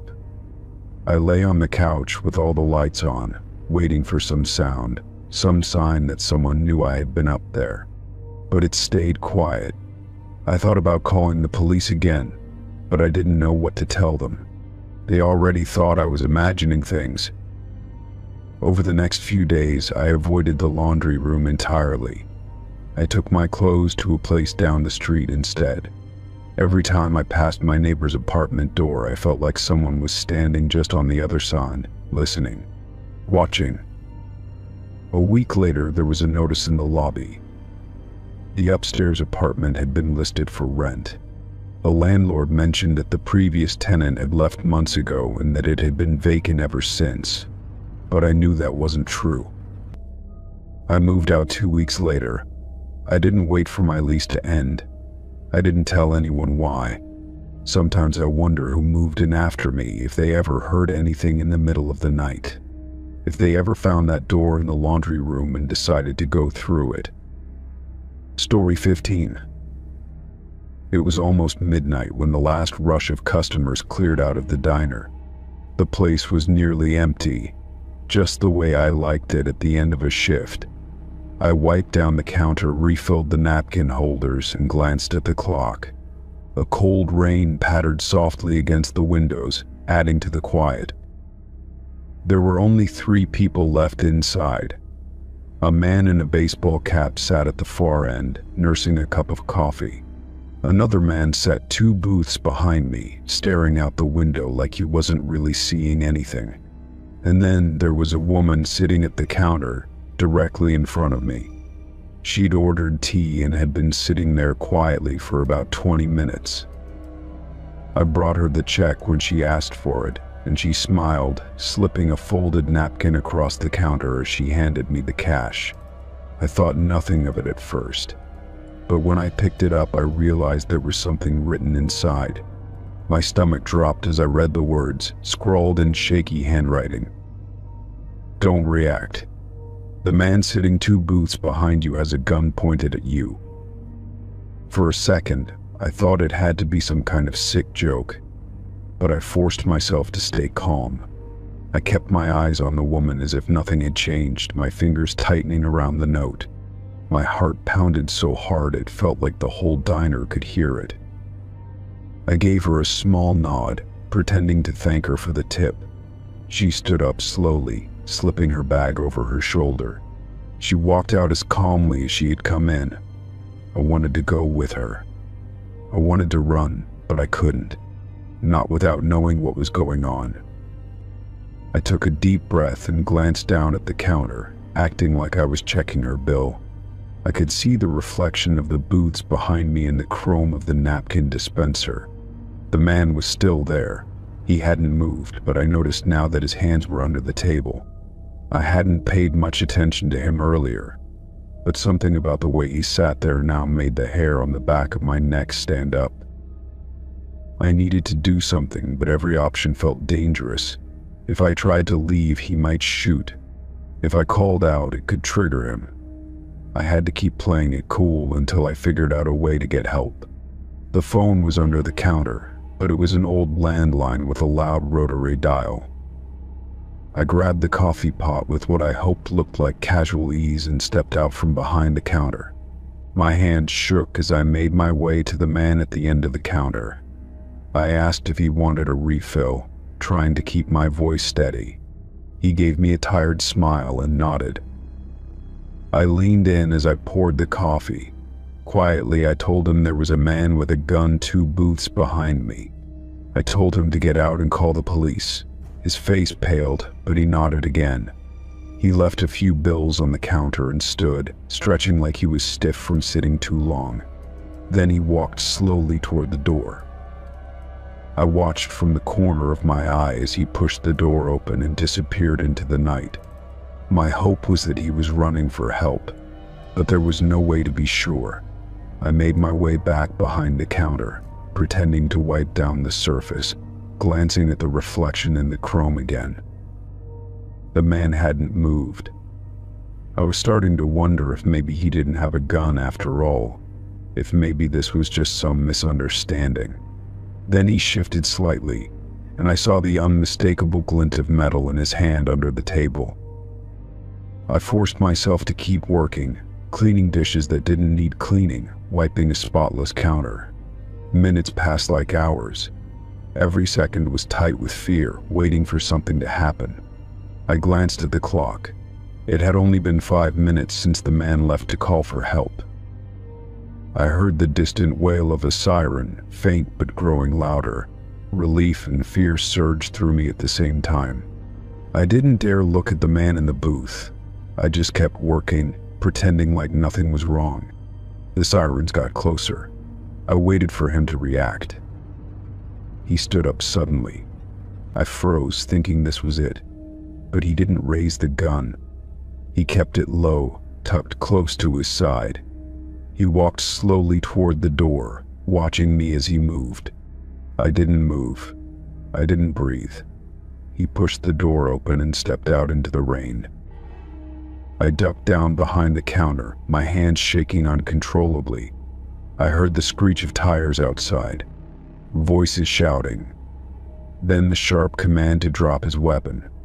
A few seconds later, a single gunshot cracked through the air. I curled in tighter, covering my head. It felt like forever before someone banged on the diner door and shouted that it was safe. I stood up slowly and moved to unlock it. 2 officers rushed inside, weapons drawn, eyes scanning the room before they turned their attention to me. I told them everything I knew, which wasn't much. They found a handgun tucked in the man's waistband when they took him down. He hadn't fired, but he had it ready. The woman who slipped me the note had apparently noticed him acting strangely as soon as she came in. She saw the gun under his jacket when he sat down and had been trying to figure out how to warn me without drawing attention. They told me later that he was wanted for armed robbery and assault. They didn't know why he picked the diner that night. Maybe he was desperate. Maybe he was looking for a hostage. I never did find out. I finished out my shift, though I don't remember much about it. Afterward, I sat in my car for a long time, shaking. I owed that woman a lot. If she hadn't warned me, I don't know how it would have ended. I kept thinking about how close it came to being much worse.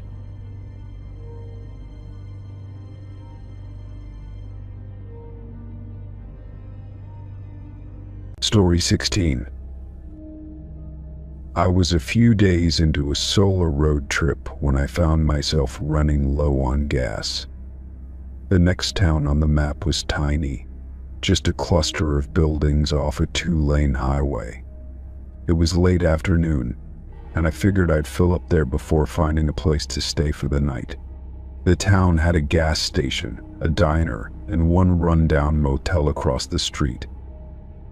I pulled into the gas station, and an old bell above the door chimed as I walked inside to pay. The cashier was an older man with thin gray hair and a tired expression. He greeted me right away, but his eyes lingered on me in a way that made me uncomfortable. I tried to keep things casual, handing over my card and saying as little as possible. He slid my card through the register slowly, then looked up and asked, "Were you staying tonight?" His tone was too casual, like he was trying to make it sound normal, but it wasn't. I shrugged and told him I hadn't decided yet. He kept staring, his hands motionless as he held my card, as if waiting for more. When I didn't say anything else, he smiled faintly and said, "Not much around here. Closest place is that motel across the road." I nodded, already thinking I didn't want to stay there, but I didn't correct him. He handed me back my card, his fingers brushing against mine longer than they needed to. I thanked him quickly and left. I pumped the gas, glancing at the station windows, half expecting to see him still watching me, but there was no one there. After filling up, I decided to keep driving, but the next town wasn't for another 40 miles. Dusk was falling, and I didn't feel like taking chances on a dark road through unfamiliar territory. Reluctantly, I turned into the motel parking lot. The building was old, with peeling paint and flickering neon lights. The sign said vacancy, though I doubted they ever had a full house. I checked in at the office, an old woman behind the counter giving me a key without much conversation. I asked if there were many other guests, and she just shook her head. The room was about what I expected. Faded curtains, a stained carpet, and a faint smell of mildew in the air. I pushed the chair under the doorknob and made sure the deadbolt worked. The window was latched, though I still dragged the dresser in front of it just in case. I told myself I was being paranoid, but it made me feel a little better. I lay on the bed with the TV on low, trying to relax. But my thoughts kept drifting back to the gas station and the way the cashier had watched me. I kept telling myself it was nothing, just a guy making awkward conversation. Still, I had a hard time shaking the feeling that I'd made a mistake by staying there. Around midnight, I finally started to doze off. The sound woke me a short time later. It was faint at first, just a quiet metallic rattle. I froze in bed, listening carefully. Then I heard it again, someone jiggling the door handle, slow at first, then a little more forceful. I sat up, my heart pounding in my chest. The chair under the knob shifted slightly with each movement from the door. Whoever was outside wasn't knocking or calling out, just testing the lock over and over again. I reached for my phone, but there was no signal, just a blank "no service" in the corner of the screen. The jiggling went on for minutes that felt like hours. I stayed perfectly still, holding my breath every time I heard the chair scrape softly against the floor.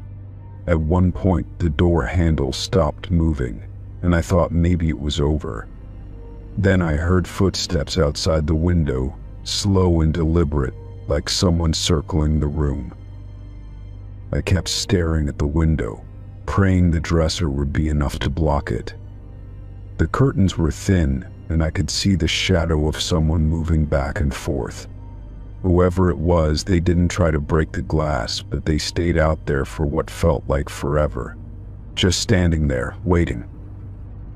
After a while, the footsteps faded.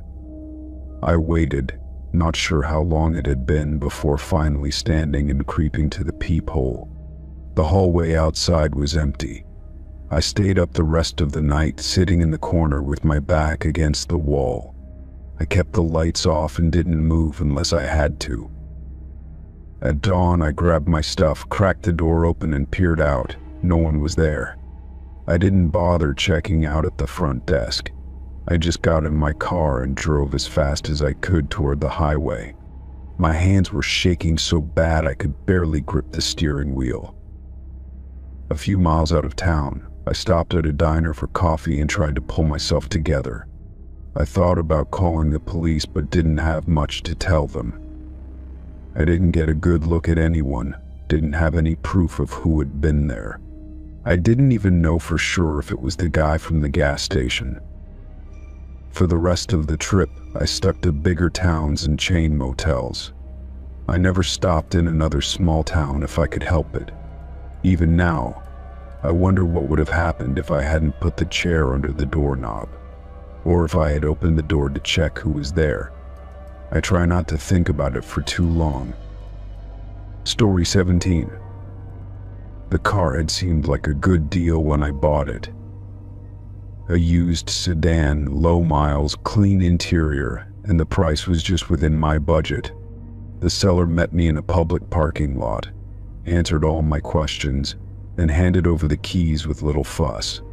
There wasn't much reason to doubt anything at the time. For the first few weeks, everything was fine. I drove to work, ran errands, and even took a short trip out of town. The car ran smoothly, and I didn't think much about it beyond keeping the gas tank full. It felt good not having to rely on ride shares anymore. I didn't tell many people I had bought the car because it wasn't that big of a deal. Then I started noticing things that made me uneasy. A white van that seemed to show up at the grocery store parking lot more than once. A man standing too long near my car when I parked downtown. At first, I convinced myself it was coincidence. My mind was probably just being paranoid, I thought. One night after work, I stopped at a gas station to fill up. As I knelt down to check the tire pressure, something caught my eye underneath the rear bumper. It was small, metallic, and had a blinking light. I stared at it for a moment, not quite believing what I was seeing. It was wired in place, tucked where it wasn't obvious unless you were looking for it. I didn't touch it. I stood up quickly and glanced around the lot. No one seemed to be paying attention, but my heart was pounding in my chest. I finished pumping gas with shaky hands and drove straight home. The entire time I kept checking the rearview mirror, half expecting someone to be following me. Once I got home, I parked the car inside the garage and closed the door behind me. I sat there for a long minute, hands still on the steering wheel. Finally, I took out my phone and called the non-emergency police line. I told them what I found, and they sent an officer over within the hour. The officer was calm but serious. He crouched down, examined the device, and then took photos of it before removing it carefully. He confirmed it was a GPS tracker and said it had been wired to a small power source, allowing it to run indefinitely. It wasn't a cheap one, either. He told me to wait there while he made a few calls. Another officer showed up shortly after, and they both spoke in low voices while I stood off to the side. After a while, they explained the tracker had been transmitting my location the entire time I'd owned the car. They didn't know who was on the other end of the signal yet, but they promised to investigate. I asked what I should do, and they advised me to stay alert and contact them if anything seemed off. That night, I couldn't sleep. Every time I closed my eyes, I kept imagining someone watching me from just outside the window. I thought about all the places I had gone, the people I had seen, and how someone might have known my every move. It made my skin crawl. I started to wonder if I should just get rid of the car entirely. The next day, I called the seller's number, but it had been disconnected. The name he gave me wasn't in any directory I could find. I drove to the parking lot where we had first met, hoping something might jog my memory, but it was just another empty space now. I felt stupid for trusting a stranger without asking more questions. Over the next few days, the police checked in with me a couple of times. They said they were working on tracing the device, but there wasn't much to tell me yet. I kept thinking about that van I had seen and the man by my car. Had they been the ones watching me? Or was someone else out there still tracking me some other way? I started changing my routine. I took different routes to work. I parked in different lots. I looked over my shoulder more than I ever had before. It was exhausting, but I didn't feel like I had a choice. Even small noises at night made me sit up and listen carefully. A week later, I got another call from the officer. They had traced the tracker back to a private investigator's office. Apparently, someone had hired them to follow me, but the investigator refused to give the client's name without a court order. The officer said they were working on getting that information but told me not to expect answers right away. The idea that someone had paid to keep tabs on me made my stomach twist. I racked my brain, trying to think of anyone who would have a reason to do this. I wasn't in any kind of trouble. I didn't have enemies. I wasn't involved in anything shady. But the more I thought about it, the less sure I became. That night, I sat in the car and stared at the steering wheel, wondering if there were more devices hidden somewhere I hadn't noticed. I almost didn't want to find out. I ended up driving it to a mechanic the next day and asked him to check every inch of it. He didn't find anything else, but the feeling that something was wrong didn't go away. A few days later, another officer called to tell me they had finally gotten the court order. They now knew who had hired the investigator. It was someone I had known years ago. We weren't close anymore, and I hadn't seen them in a long time. They never explained why they did it, only that they thought it was necessary. The police said there wasn't enough evidence to press charges since the tracker wasn't technically breaking any laws in my state. They suggested I file a restraining order if I felt unsafe.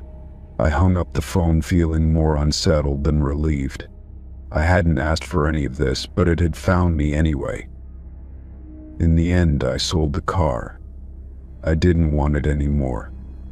Every time I sat behind the wheel, it felt like someone was sitting right there with me, watching, waiting.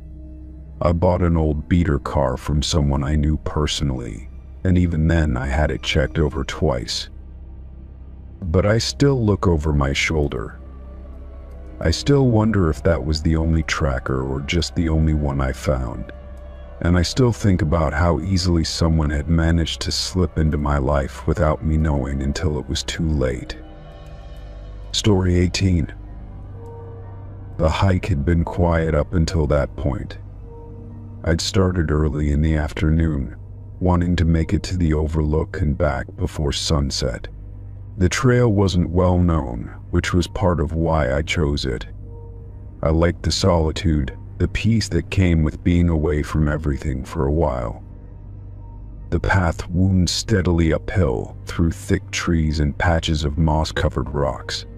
There was a light mist in the air that made the leaves glisten, and I could hear birds calling in the distance. I didn't pass a single person on my way up, and I hadn't expected to. It was one of those trails that even locals didn't visit often. I reached the overlook by mid-afternoon and sat there for a while, drinking water and eating the granola bar I'd brought. The view was beautiful, with miles of trees stretching out in every direction. It felt good to be out there, away from everything. For a long time, I just sat and listened to the wind move through the branches.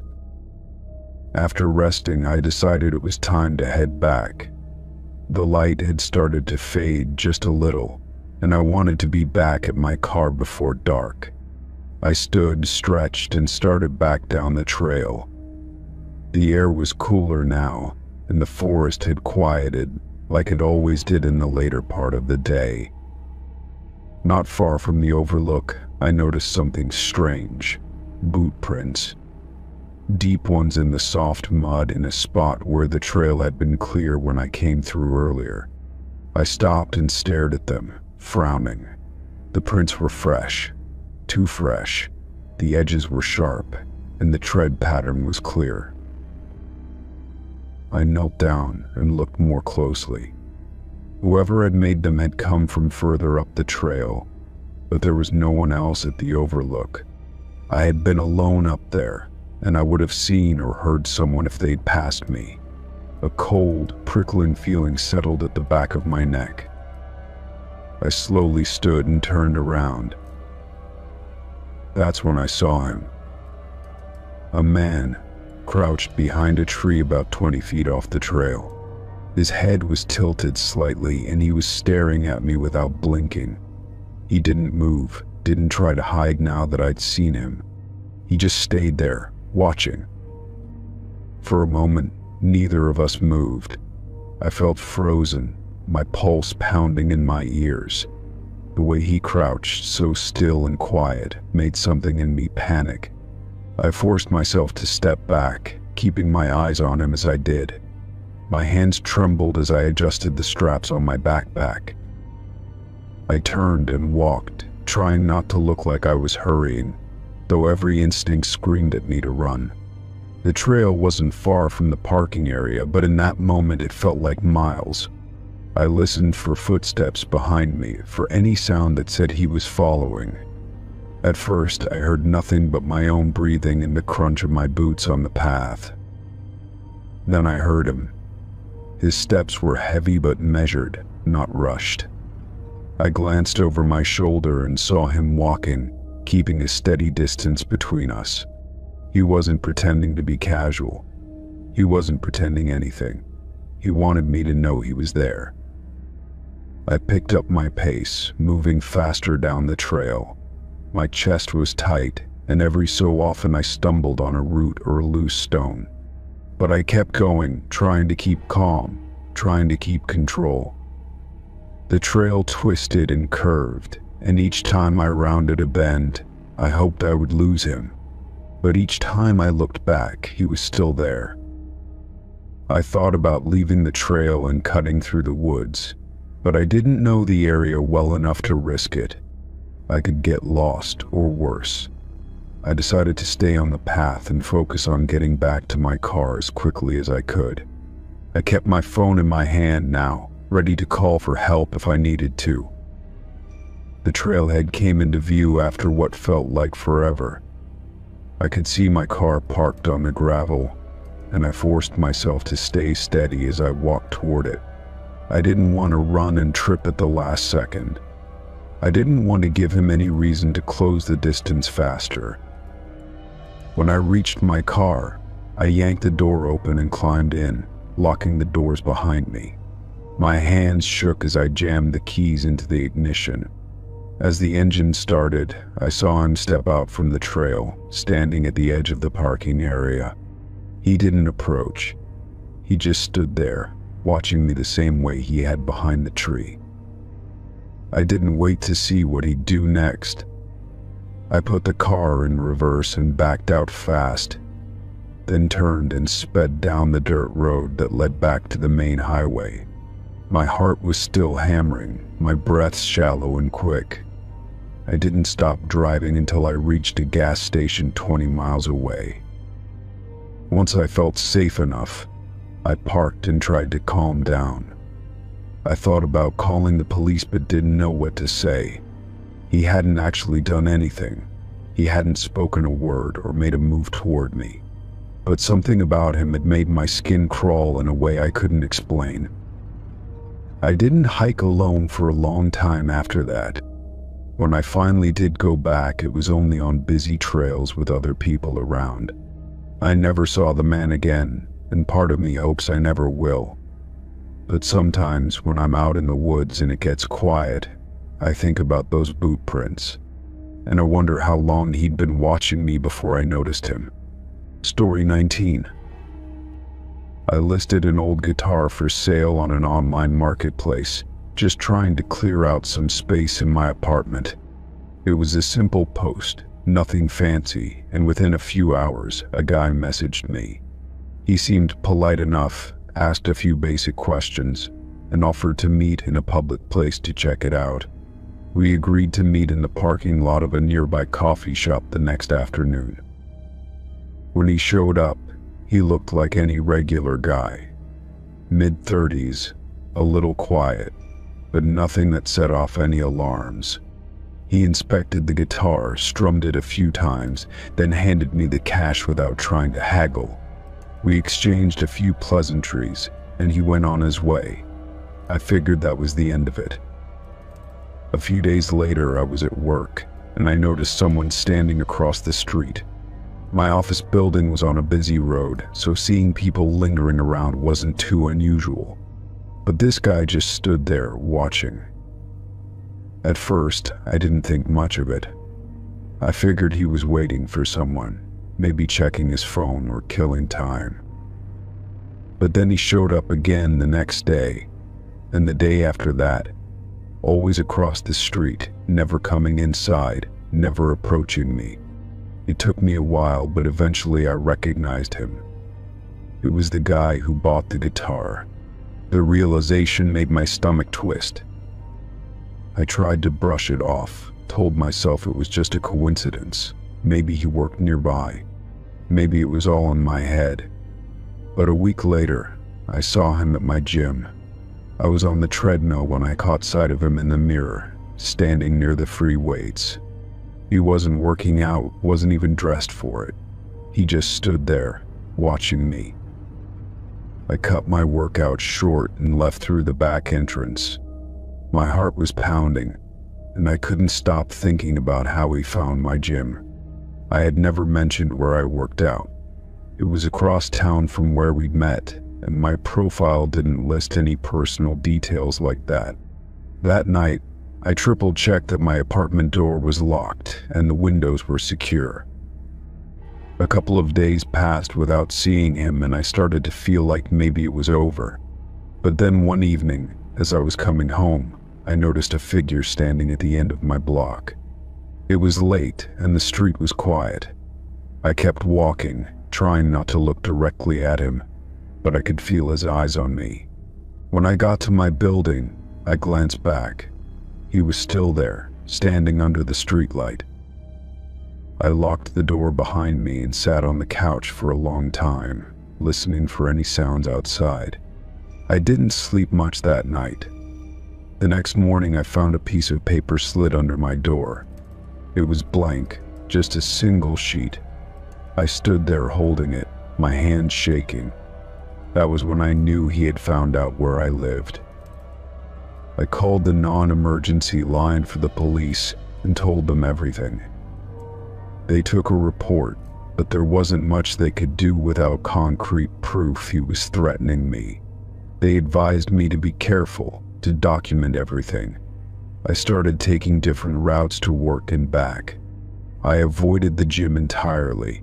I even considered moving, but it wasn't something I could do overnight. A few days later, I noticed him again, sitting in a car parked across the street from my apartment. I called the police again, but by the time they arrived, he was gone. It became a pattern. He would show up, I would report it, and he would vanish before anyone could do anything about it. I felt trapped in my own life, constantly looking over my shoulder, waiting for him to appear. One night, I heard footsteps in the hallway outside my apartment. They stopped right at my door. I held my breath, waiting, listening. Then came the sound of something sliding under the door again. I waited until it was silent before I looked. This time it was a photo of me. It had been taken earlier that day as I left my office building. My legs nearly gave out when I realized it wasn't from far away. He had been close. I called the police again, and they took the photo as evidence. They said they would increase patrols in the area. I appreciated it, but it didn't make me feel safer. I started staying with a friend across town, not wanting to be alone. My friend helped me set up security cameras at my apartment just in case he came back. For a little while, things were quiet. I almost let myself believe it was over. Then one afternoon, I got a text from an unknown number.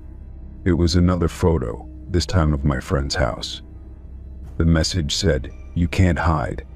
My hands went cold. I called the police again, and they started to trace on the number, but they warned me it might take time. That night, we heard a noise outside. My friend and I checked the cameras and saw him standing on the sidewalk, looking right at the house. He didn't move, didn't knock or try anything, just stood there, staring at the camera. We called the police, and this time they got there fast enough to catch him still outside. They arrested him, but it turned out he wasn't carrying any ID. It took a while to figure out who he really was. He had used fake names for everything, including when he bought the guitar. No one knew much about him, and his record was clean, which made it harder to keep him in custody. Eventually, with the evidence of the photos and the harassment, I was able to get a restraining order. I moved not long after that, changed my number, and made sure none of my personal information was public anymore.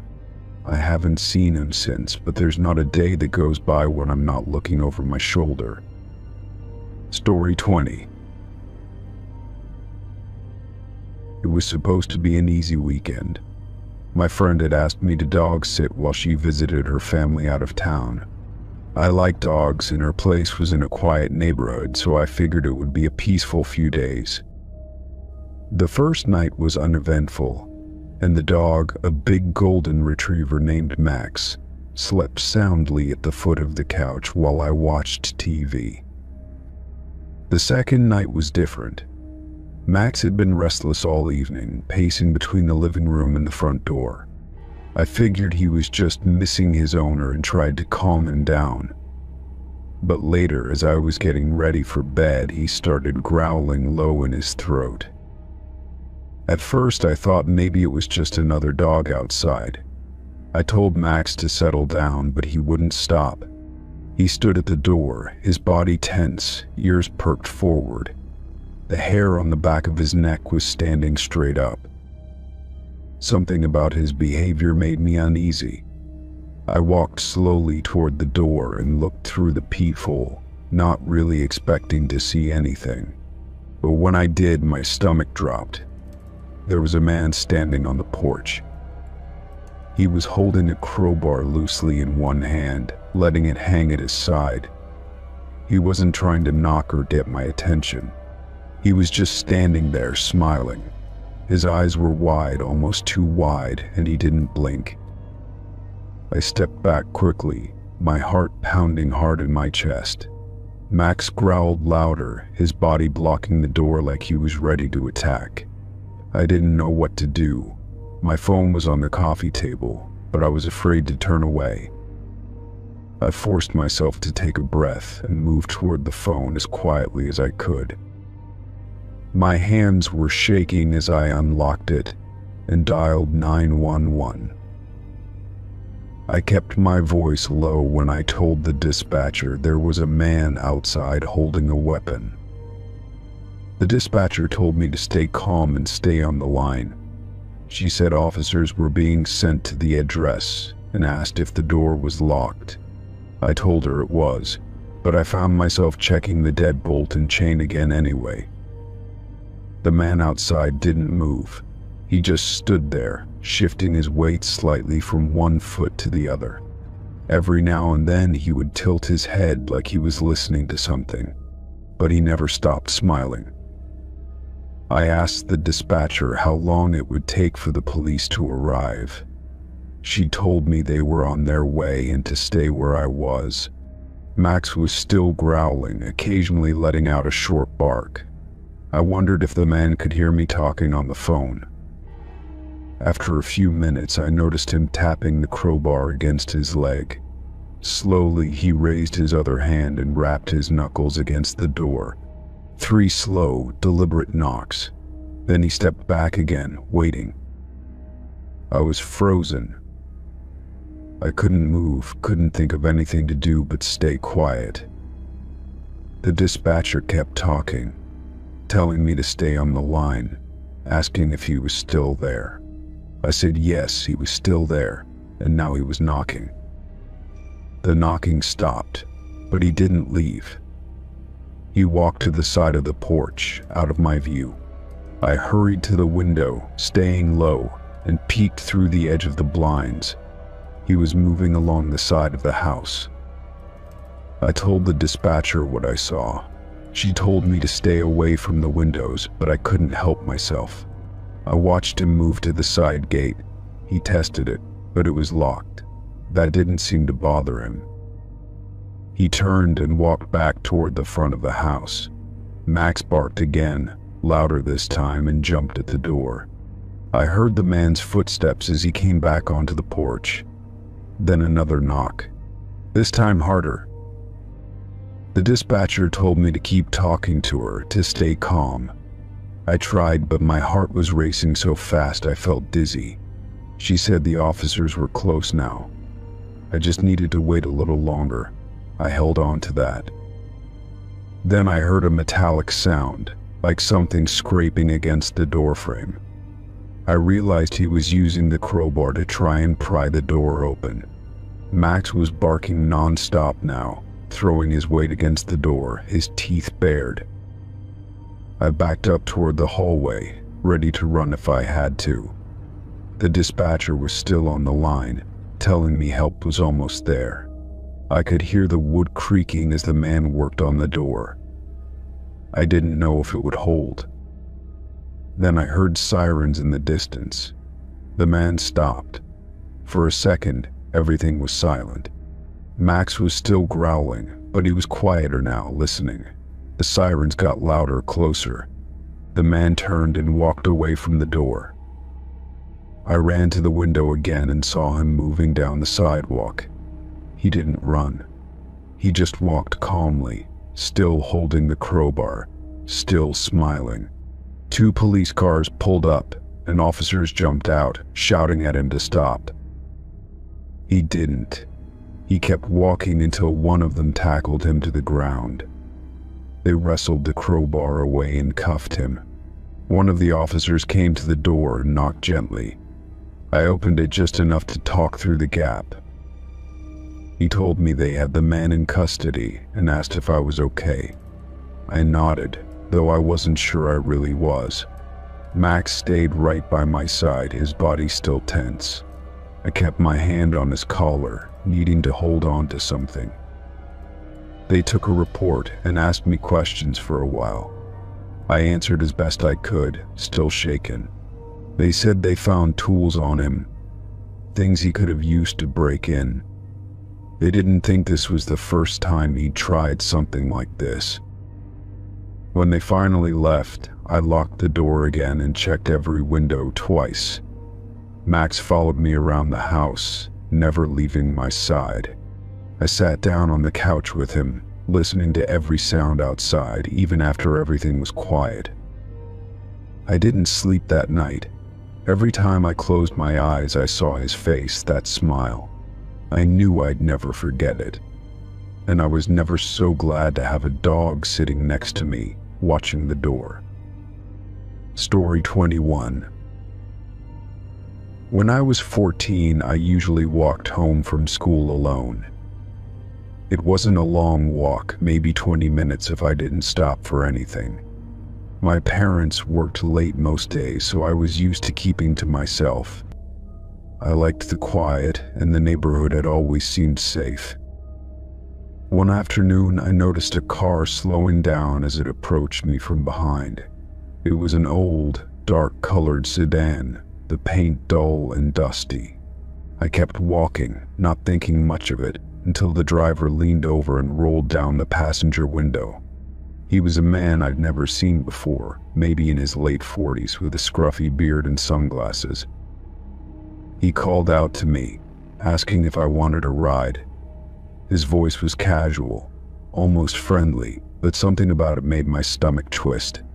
I shook my head and mumbled, "No, thank you," before picking up my pace.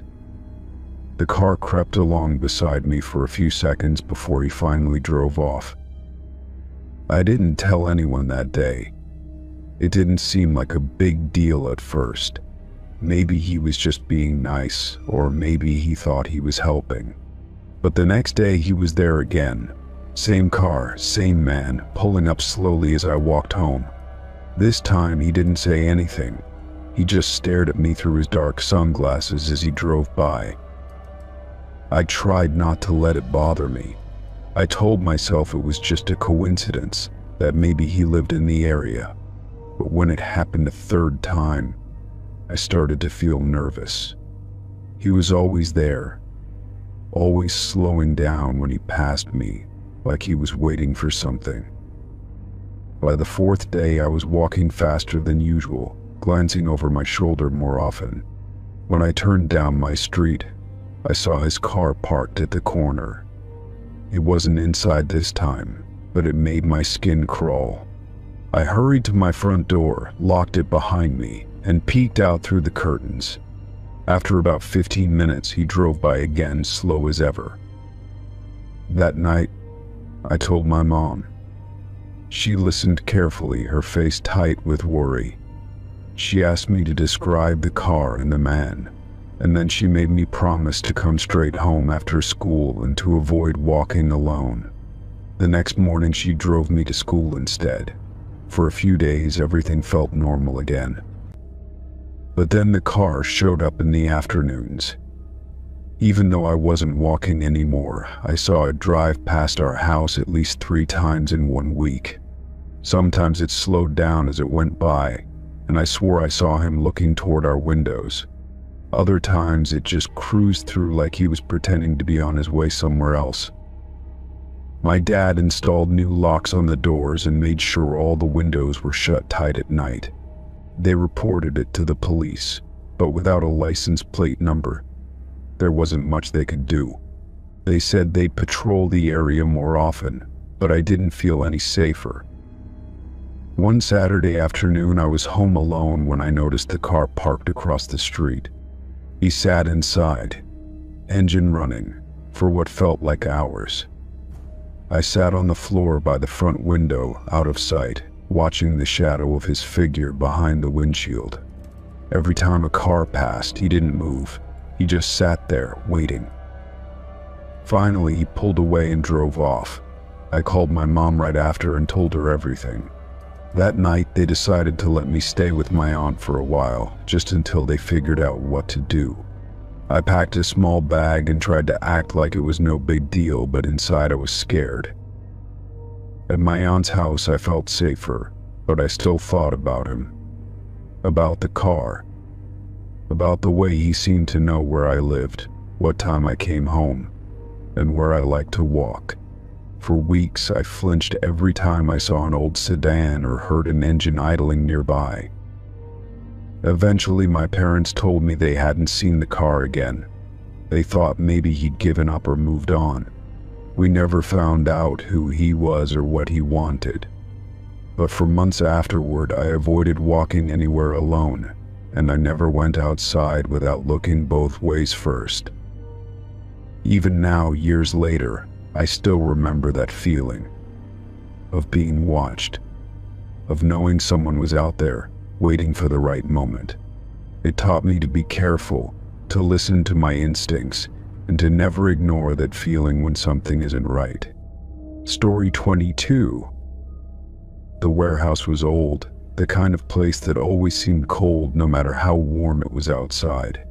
I worked the early shift, usually getting in just after sunrise when the place was still dim and quiet.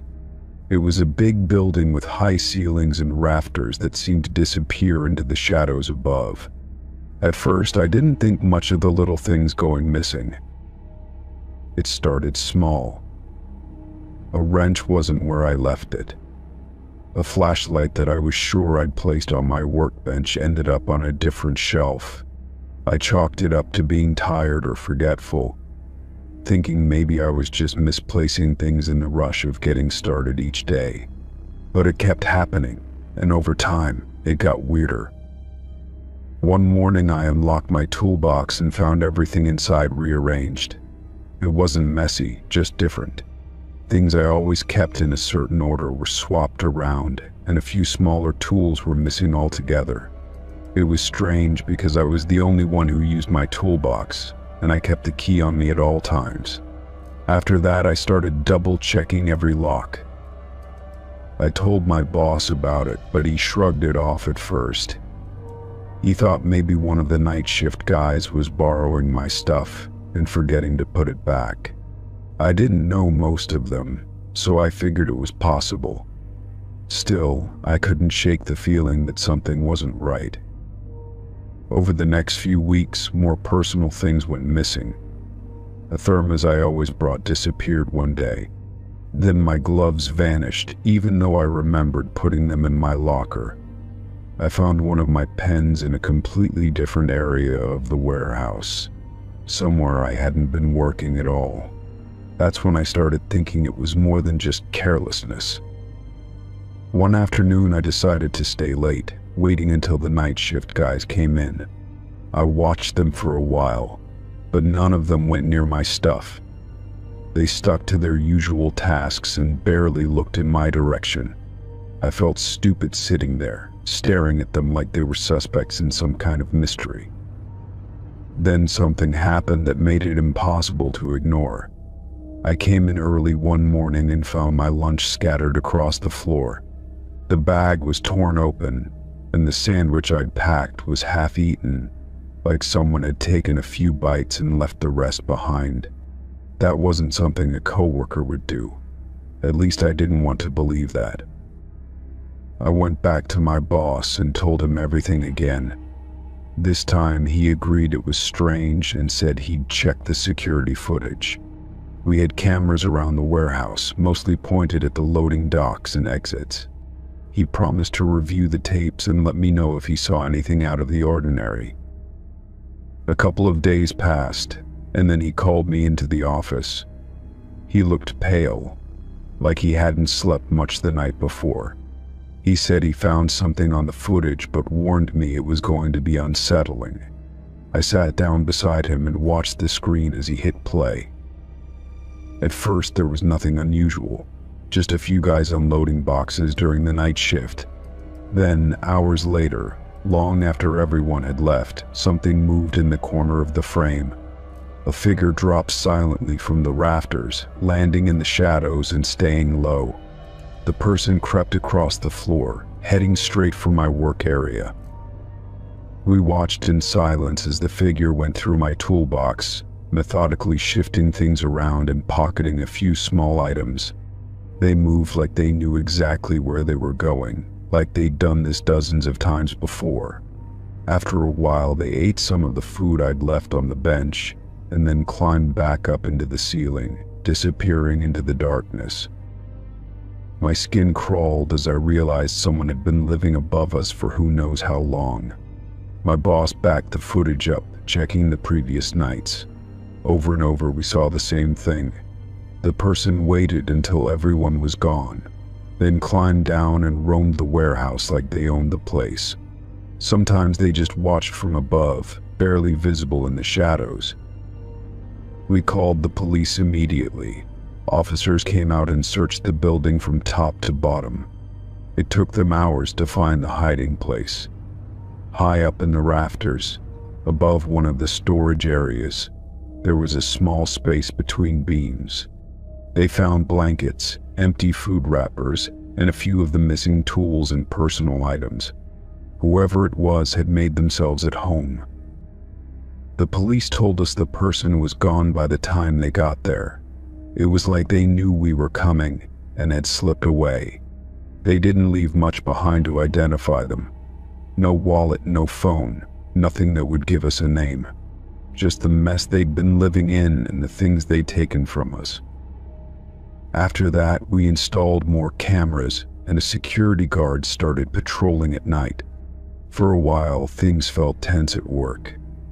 Every little sound made me glance up at the rafters, half expecting to see someone watching me. I checked my toolbox constantly, making sure everything was where it was supposed to be. It took a long time before the warehouse felt normal again, though I'm not sure it ever really did. Even now, when I'm working late or arrive early, I catch myself looking up into the shadows. I don't think I'll ever forget the feeling of knowing someone had been living right above me, slipping down at night to go through my things like it was no big deal.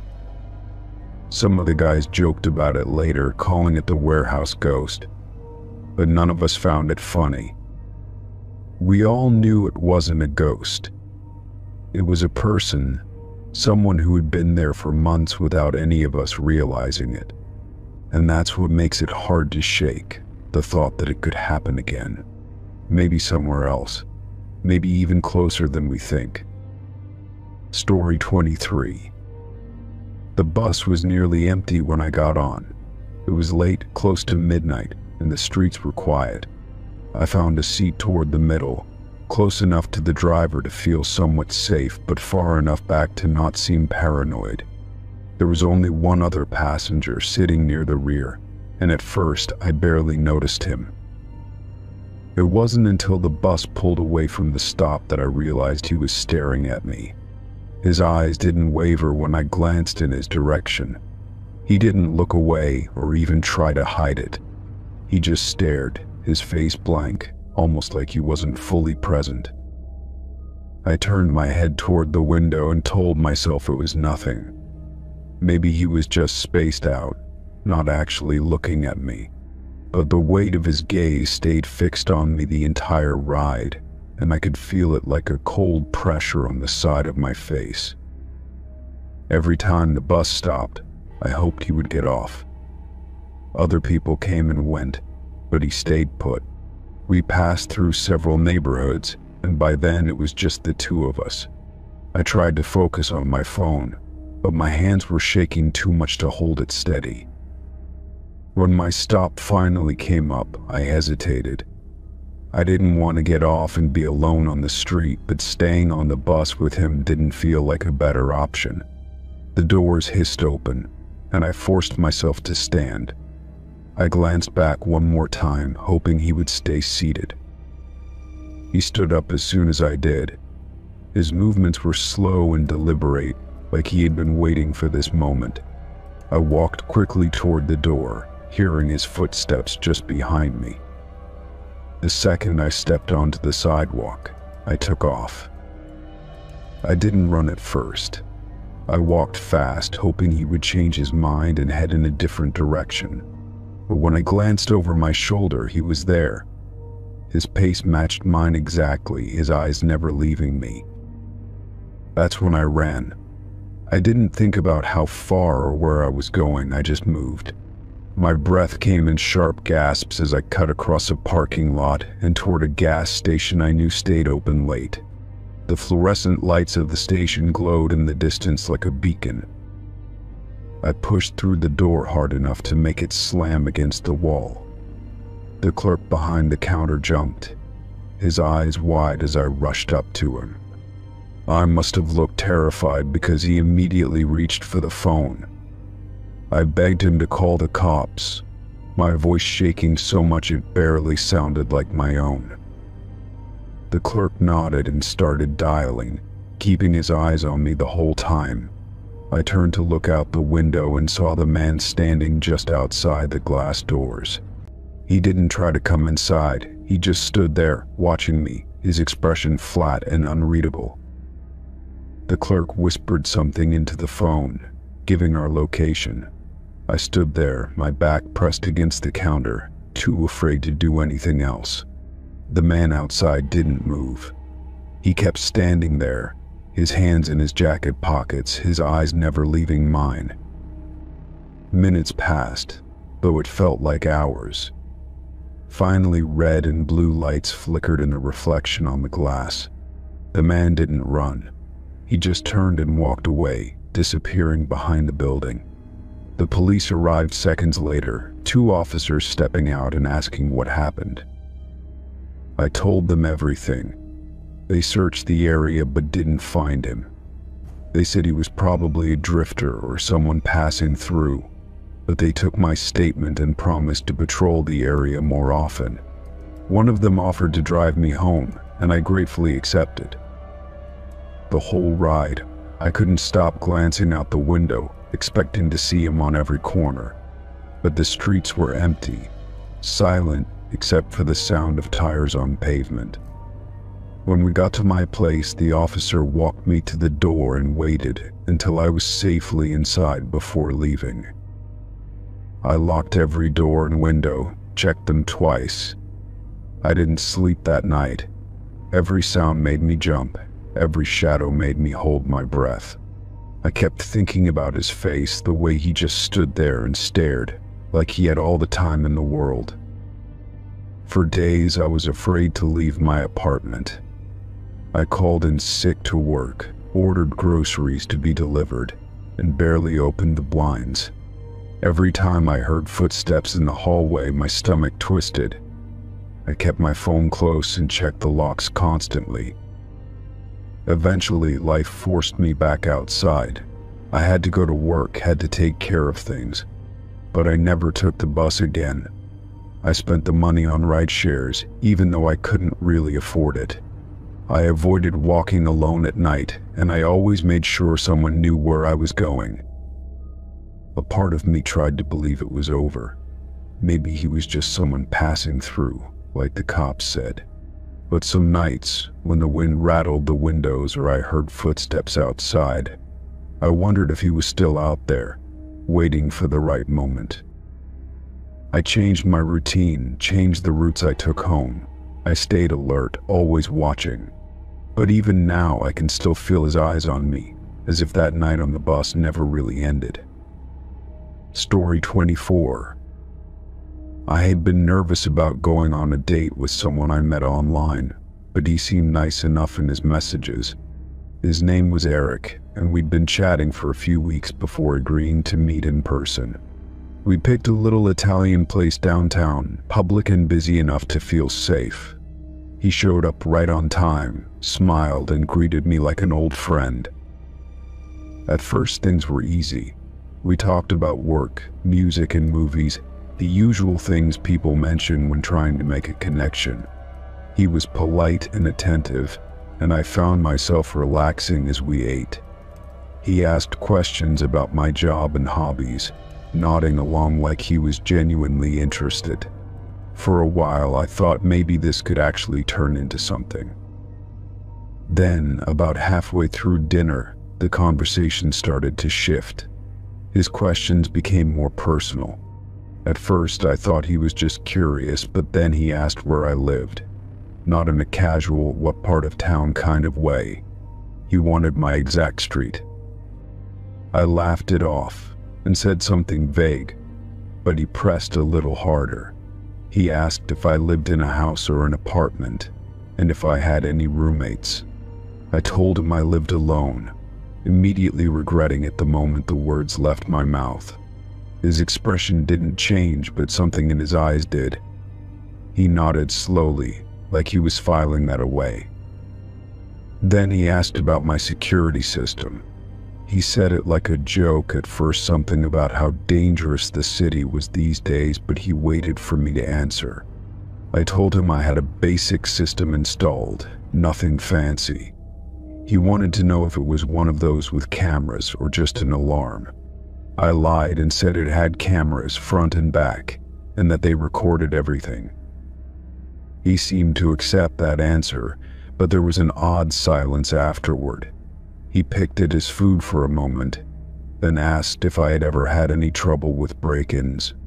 I shook my head. He smiled, but it didn't reach his eyes anymore. Something about the way he was watching me made my skin crawl. I excused myself to the restroom, needing a moment to breathe and clear my head. I locked the door behind me and stared at myself in the mirror. My heart was pounding.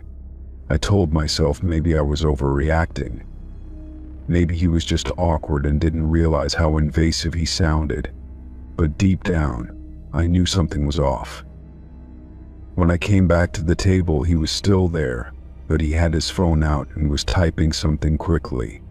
He put it away when he saw me and smiled again, asking if I wanted dessert. I said no, that I needed to get home early because of work. He offered to walk me to my car. I told him no, thank you, but he stood up anyway. We left the restaurant together, and he stayed close as we walked toward the parking lot. I stopped before we got there and told him again that I was fine on my own. He didn't move at first, just stood there staring at me. Then he smiled again, wished me a good night, and walked away in the opposite direction. I watched him go before quickly getting into my car and locking the doors. On the drive home, I kept checking my mirrors. I didn't see his car, but my nerves were still on edge. When I got back to my apartment, I did a sweep of the place, checking every lock twice. I even looked under the bed and in the closet, feeling ridiculous but doing it anyway. I turned on every light and made sure the security system was armed. That night, I barely slept. Every sound made me jump. I told myself I was being paranoid, that there was nothing to worry about. But the next morning, I found something that made my stomach drop. Propped up against my door was a single white envelope. No name, no writing. Inside was a photo. It was of me sitting at the table during dinner with Eric, taken from outside the restaurant window. I called the police immediately. They came and took a report, but there wasn't much they could do. They told me to be careful, to let them know if I saw anything suspicious.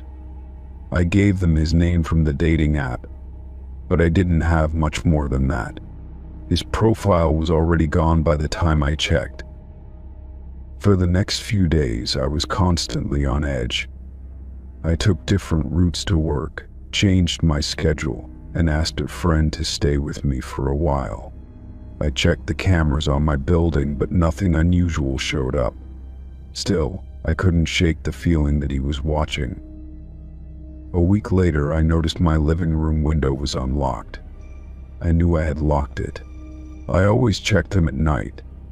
The latch was open and there were faint smudges on the glass like fingerprints. I called the police again, and they came to look, but once again, there was no solid evidence of a break-in. I stopped sleeping in my bedroom and started keeping a knife under my pillow. Every night I would double-check the doors and windows, the locks, and the alarm. Sometimes I thought I heard footsteps in the hallway outside my door late at night, but when I looked through the peephole, no one was there. Eventually, I couldn't take it anymore. I broke my lease and moved across town to a different apartment building with better security. I changed my number, deleted every dating app, and made all my social media private. It's been months now, and nothing has happened. But I still keep a knife next to my bed, and I always check the windows. Story 25. I started working at the storage facility about 6 months ago. It wasn't the most exciting job, but it was quiet, and most days passed without incident. I liked the routine of it, checking the locks, walking the rows, signing in customers. It was simple work, which suited me fine. The place was on the edge of town, surrounded by an old chain-link fence and a few patches of dead grass. It wasn't the kind of place that attracted a lot of attention. Most people rented units to store old furniture, boxes of forgotten things, and the occasional boat or motorcycle. Nothing too interesting, at least not at first. It was about 3 months in when I first noticed something strange. One of the units, number 209, kept showing up on my lock check sheet as being tampered with. The first time, I figured maybe the renter had lost their key and cut the lock themselves. It happens. We replaced it and moved on. A week later, the lock was broken again.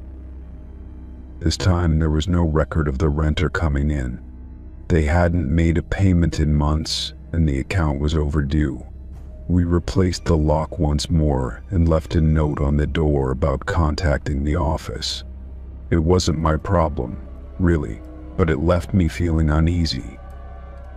When it happened the third time, my manager Dave decided we should open it up and take a look. We waited until late morning when the place was quiet. Dave brought the bolt cutters, and I walked behind him as we headed down the row. The sky was overcast that day, casting everything in a dull gray light. Dave clipped the lock off in one clean motion and slid the door open. At first, I wasn't sure what I was looking at. There was an old mattress on the concrete floor, stained and sagging in the middle. Across from it, near the back wall, stood a camera on a tripod. The lens was pointed straight at the doorway, like it was waiting for something to walk through. The place smelled musty, like damp clothes and sweat. Dave stood there for a second, then stepped inside, careful not to touch anything. I hung back, glancing down the rows to make sure we were still alone. The silence felt heavier than usual. "What the hell is this?" Dave muttered, crouching near the camera. It wasn't some cheap handheld. It was professional, something you'd see on a movie set or in a news van. There was a thick cable running from it to a battery pack on the floor. The camera was on, the little red light blinking steadily. Dave straightened up and turned toward me. His expression was tight. "Go back to the office," he said. "Call the police." I didn't ask questions. I jogged back along the rows, my heart pounding harder with each step. Something about that setup didn't feel right. It wasn't just weird. It was wrong. I called the police and told them what we found. They said they'd send someone over. By the time I got back to the unit, Dave was standing outside, arms crossed, watching the entrance like he expected someone to show up any second. We waited in tense silence until a patrol car pulled up 15 minutes later. 2 officers got out, and Dave filled them in quickly. They stepped inside the unit, careful where they walked. One of them bent down to look at the camera, and the other started snapping pictures of everything. I stayed back, trying not to think about why someone would set up something like this in a storage unit. The officers asked if we had security cameras on the property. We did, but they were old and didn't cover every row. The camera facing that section had been out for weeks, something we'd been meaning to fix but hadn't gotten around to. They didn't look happy about that. Later, they asked for the renter's information. Dave pulled up the file, but it wasn't much help. The name on the lease was common, and the phone number was disconnected. The address was a P.O. box, basically a dead end. For a few days after, the police came back several times. They brought people in suits who dusted for prints and took the camera away. They didn't tell us much, but I overheard one of them mention something about similar setups found in other places. That was enough to keep me awake at night. I kept working, but I couldn't stop thinking about that unit. Every time I walked by it, I felt like someone was watching me. The police had cleared it out, but the feeling stuck. It was like something was still there, just out of sight. A week later, the lock on the same unit was broken again. This time, when we opened it, the mattress was back. No camera, just the mattress and a pile of food wrappers next to it. Someone had been inside again, maybe staying there overnight, maybe longer. Dave called the police again. They checked it out, but whoever had been there was already gone. They told us to keep an eye out and call if we saw anything suspicious. I started carrying a flashlight and a heavy wrench on my checks after that, just in case. We ended up welding the door shut a few days later. Dave didn't want to take any more chances. The police agreed it was probably for the best. After that, no one came back, at least as far as we knew. But sometimes when I was doing my rounds late in the evening, I swore I could hear something behind that welded door. A faint scraping sound like nails on concrete, I told myself it was just the wind or maybe rats, but I never stayed near that row longer than I had to. I left the job a couple of months later. I told Dave it was for a better opportunity, and maybe it was. But deep down, I think I just didn't want to be there anymore. Not after what we found. Not after the way it made me feel. Even now, I think about that camera and the blinking red light. About what it was recording. About who was on the other side of the lens, watching the doorway, waiting for someone to come inside. Story 26.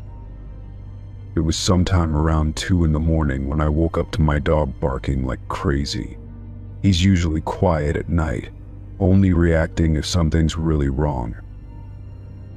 At first, I thought maybe it was an animal in the yard, maybe a raccoon or stray cat passing by, but the way he was growling made my skin prickle.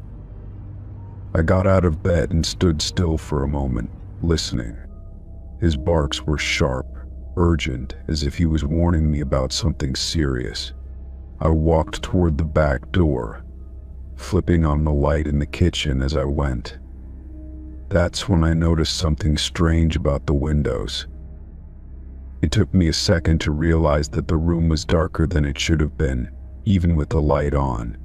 I stepped closer to the window and saw thick black garbage bags had been taped over the glass from the outside. My stomach dropped. I moved toward the door and noticed the same thing had been done, their bags covering the glass, blocking the view completely. For a second, I just stood there, frozen. My dog was pressed against the back door, barking furiously, teeth bared. I reached for the deadbolt, making sure it was still locked. As my hand touched it, I realized someone on the other side was trying to turn it from the outside. I jerked my hand back and stumbled away from the door. Whoever was out there was working slowly, as if they thought they wouldn't get caught. My heart raced as I grabbed my phone off the counter. My hands shook as I dialed 911, but I forced myself to stay quiet as it rang. I whispered to the dispatcher what was happening, barely able to get the words out. They told me to stay on the line, stay quiet, and that officers were on their way. I crept away from the door, pulling my dog with me, trying not to make noise. He was still growling low in his throat, but followed as I backed into the hallway. I glanced toward the front of the house, hoping maybe I could get out through another door. But when I peeked into the living room, I saw the same thing, black bags taped over the windows there, too. Every window I could see had been covered, as if someone wanted to block out all the light, make it so no one could see inside. I crouched low, heart pounding, and listened for any sound of someone moving around. The only thing I could hear was the faint scratching of metal against metal as the person outside worked at the back door lock. It was slow, deliberate. They weren't in a hurry. I thought about running out the front door anyway, but the thought of opening it terrified me. What if someone was waiting out there too? I decided the best thing I could do was hide until the police arrived. I grabbed my dog by the collar and slowly backed into the hallway bathroom, locking the door behind me. I sat on the floor, holding my dog close, listening to the sounds from the back of the house. It seemed like forever before I heard the distinct screech of tires on gravel. Red and blue lights flashed faintly through the gaps around the bathroom door.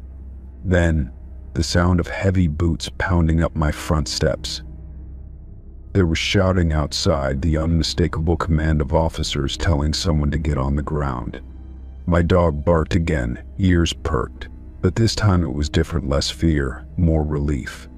I stayed where I was, listening as things quieted down outside. A few minutes later, there was a knock on the bathroom door and a voice calling my name. I cracked it open slowly to see a uniformed officer standing there, flashlight in hand. He told me they had someone in custody and that it was safe to come out now. I followed him out, my dog sticking close to my side.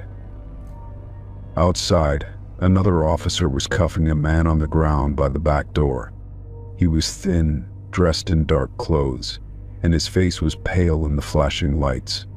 There was a set of tools lying on the ground next to him: screwdrivers, pliers, things I didn't even recognize. The officer explained that the man had nearly gotten the lock off when they pulled up. If they had been a few minutes later, he might have gotten inside. I kept thinking about how quiet he had been, how careful. If it hadn't been for my dog, I might not have even woken up until it was too late. They found rolls of garbage bags and duct tape in his car, along with rope and what looked like a long, thin knife. I didn't want to know what he had planned to do if he'd made it inside. The officer assured me they would run his information and that he'd be going away for a long time. I stood there for a while, watching them take him away. The sight of the black garbage bags on all my windows made me feel sick. It was as if he'd wanted to turn my house into a box, sealing me in so no one could see or hear what was happening inside. That night, I didn't sleep. Even after the officers left and the windows were cleared, I sat up in the living room with my dog at my feet, listening for any sound. Every creak of the house made my heart race. I kept thinking about how carefully he'd tried to unscrew the lock, how deliberate his movements had been. In the days that followed, I added more locks to my doors and reinforced the windows. I installed security cameras and motion sensor lights all around the house. But no matter how secure I made things, I never quite felt the same again. Even now, I listen for noises in the night that aren't there. My dog still sleeps by the back door, his ears twitching at every sound. I don't know why that man chose my house, or how long he'd been watching before that night. I just know I'm lucky my dog was there to warn me in time. Story 27. It was early in the evening when the doorbell rang. I wasn't expecting anyone, and we hadn't ordered anything. Still, I figured it was just a delivery mix-up, or maybe a neighbor needing something. I glanced through the peephole and saw a man in a delivery uniform holding a medium-sized box. There was nothing unusual about his appearance at first glance. He had a cap pulled low and wore a brown jacket with a patch on the chest. The box in his hands looked ordinary too, taped neatly with a printed label. I hesitated for a second before unlocking the door, but kept the chain latched as I opened it a crack. "Delivery for you," he said. His voice was steady, but something about it felt too rehearsed. He didn't call me by name, and there was no mention of which company he worked for. I frowned, trying to remember if we had ordered anything at all in the past week. "We didn't order anything," I said, keeping my hand on the door. "Who is it for?" I asked, leaning closer to see the label. He tilted the box so I couldn't read it. Instead of answering me, he took a step forward, pressing his shoulder against the door. I reacted quickly, shoving the door shut with both hands before he could push his way in. The chain held, but the force rattled the door frame. My heart pounded in my chest as I shouted, telling him to leave. He didn't say anything back, just stood there on the other side of the door, breathing heavily. I backed away and grabbed my phone from the counter. My fingers shook as I dialed 911. Explaining what had just happened. The operator stayed on the line with me, telling me to stay inside and keep the doors locked. I peeked through the curtains but didn't see him anymore. The police arrived within 10 minutes, but by then the man was long gone. They took my statement and walked around the house, checking for any signs he might still be nearby. Nothing seemed out of place, but the officers assured me they would patrol the area for the rest of the night. After they left, I checked the locks twice before turning out the lights. I couldn't stop thinking about the way he tried to force his way in, so calm at first, and then so sudden. I kept replaying it in my head, wondering how different things might have gone if I'd opened the door wider. The next day, I called the delivery companies in the area. None of them had anyone scheduled for a drop-off at our address. No record of a package, no deliveries in our neighborhood at that time. They even confirmed that their uniforms didn't match the description I gave. I felt uneasy walking around my own house. Every little sound made me tense. I kept the blinds closed and avoided answering the door altogether.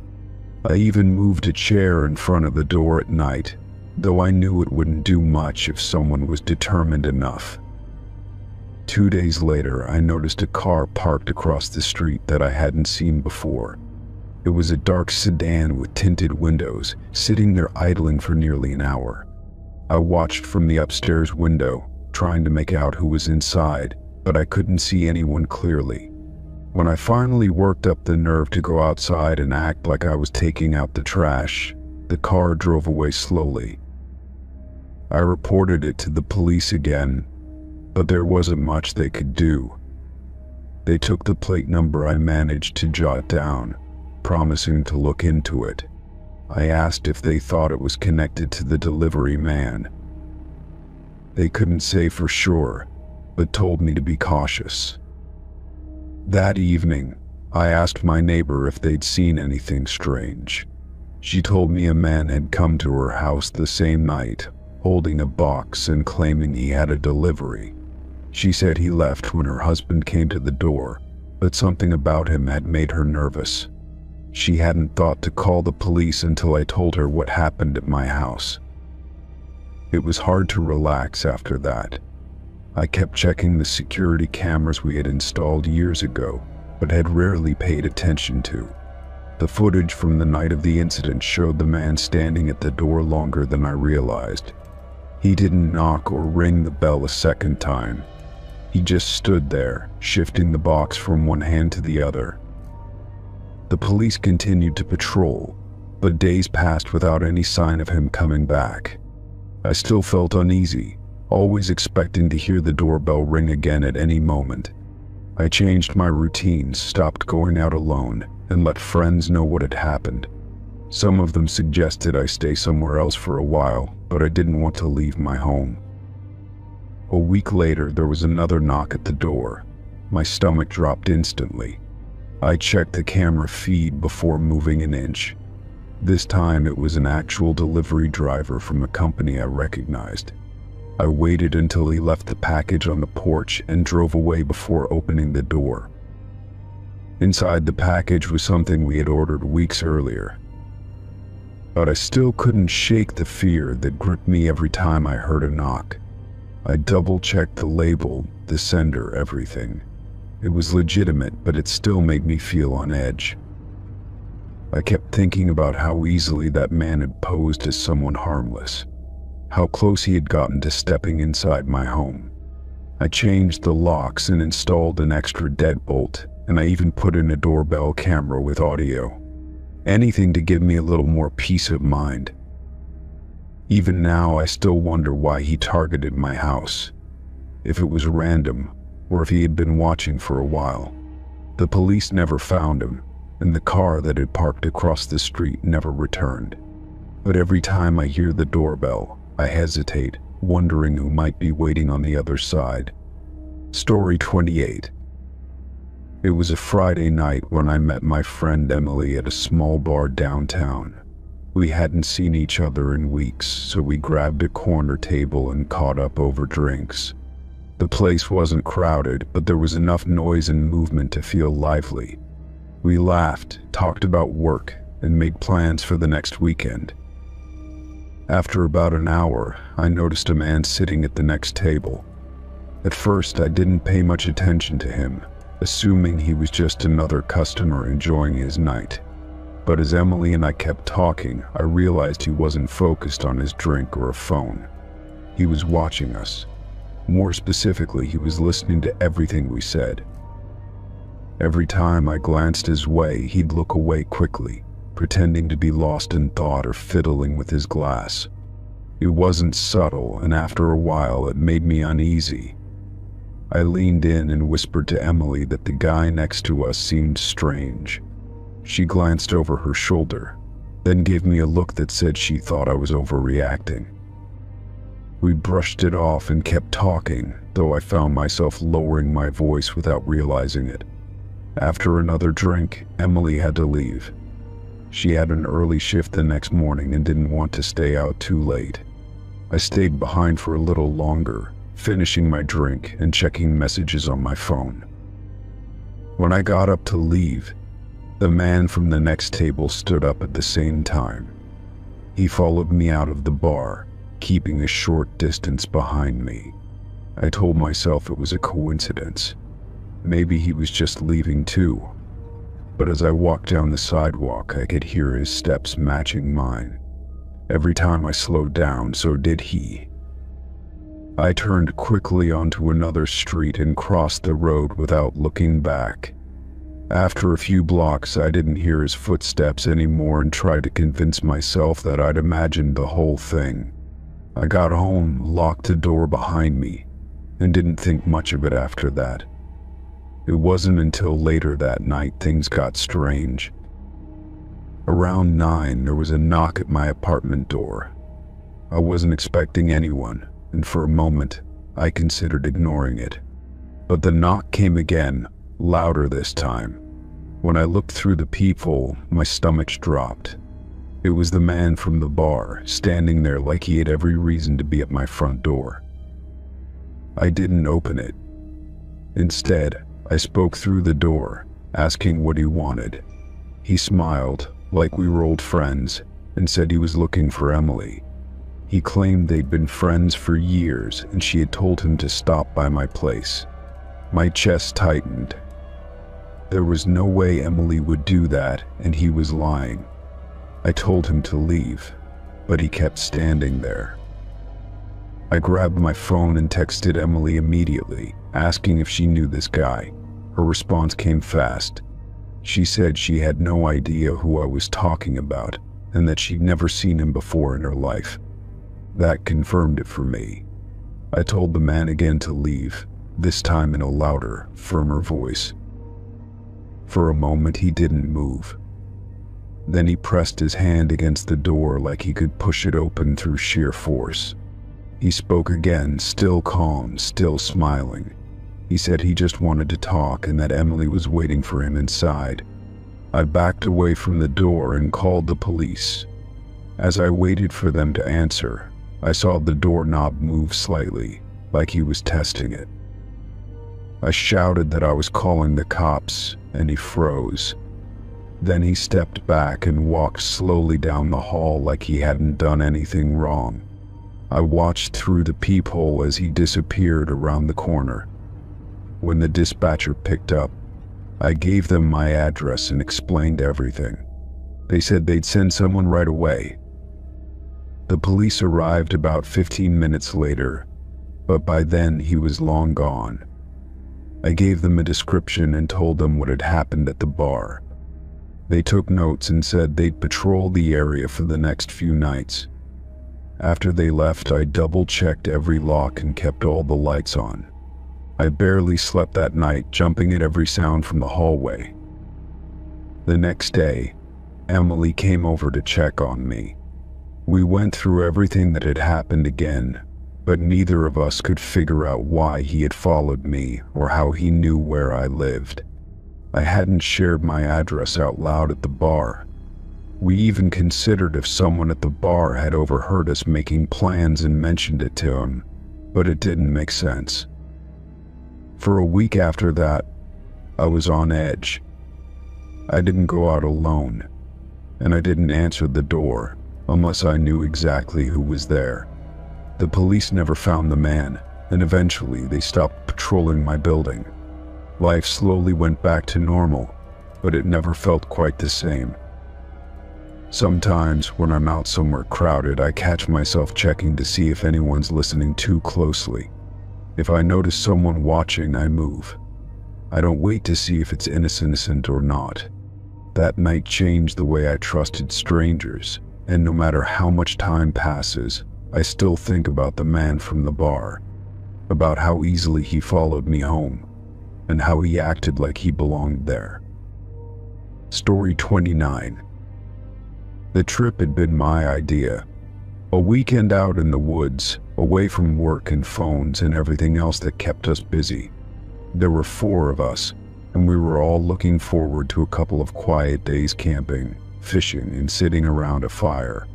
We drove up on a Friday afternoon, found a spot not too far from the lake, and set up our tents. The first night was easy. We built a fire, cooked dinner, and talked for hours under the stars. There was no one else around for miles, which was exactly what we wanted.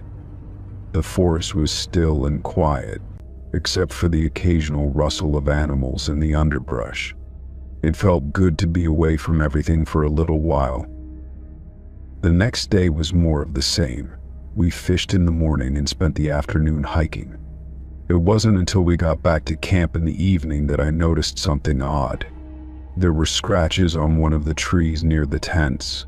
They were faint, and we figured it was just an animal sharpening its claws. We didn't think much of it at the time. We cooked dinner, told a few stories by the fire, and went to sleep.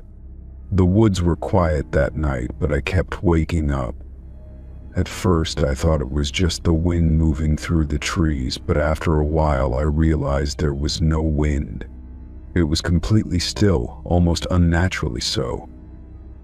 I finally managed to fall asleep, but when we woke up the next morning, everything felt different. The air was colder, heavier somehow.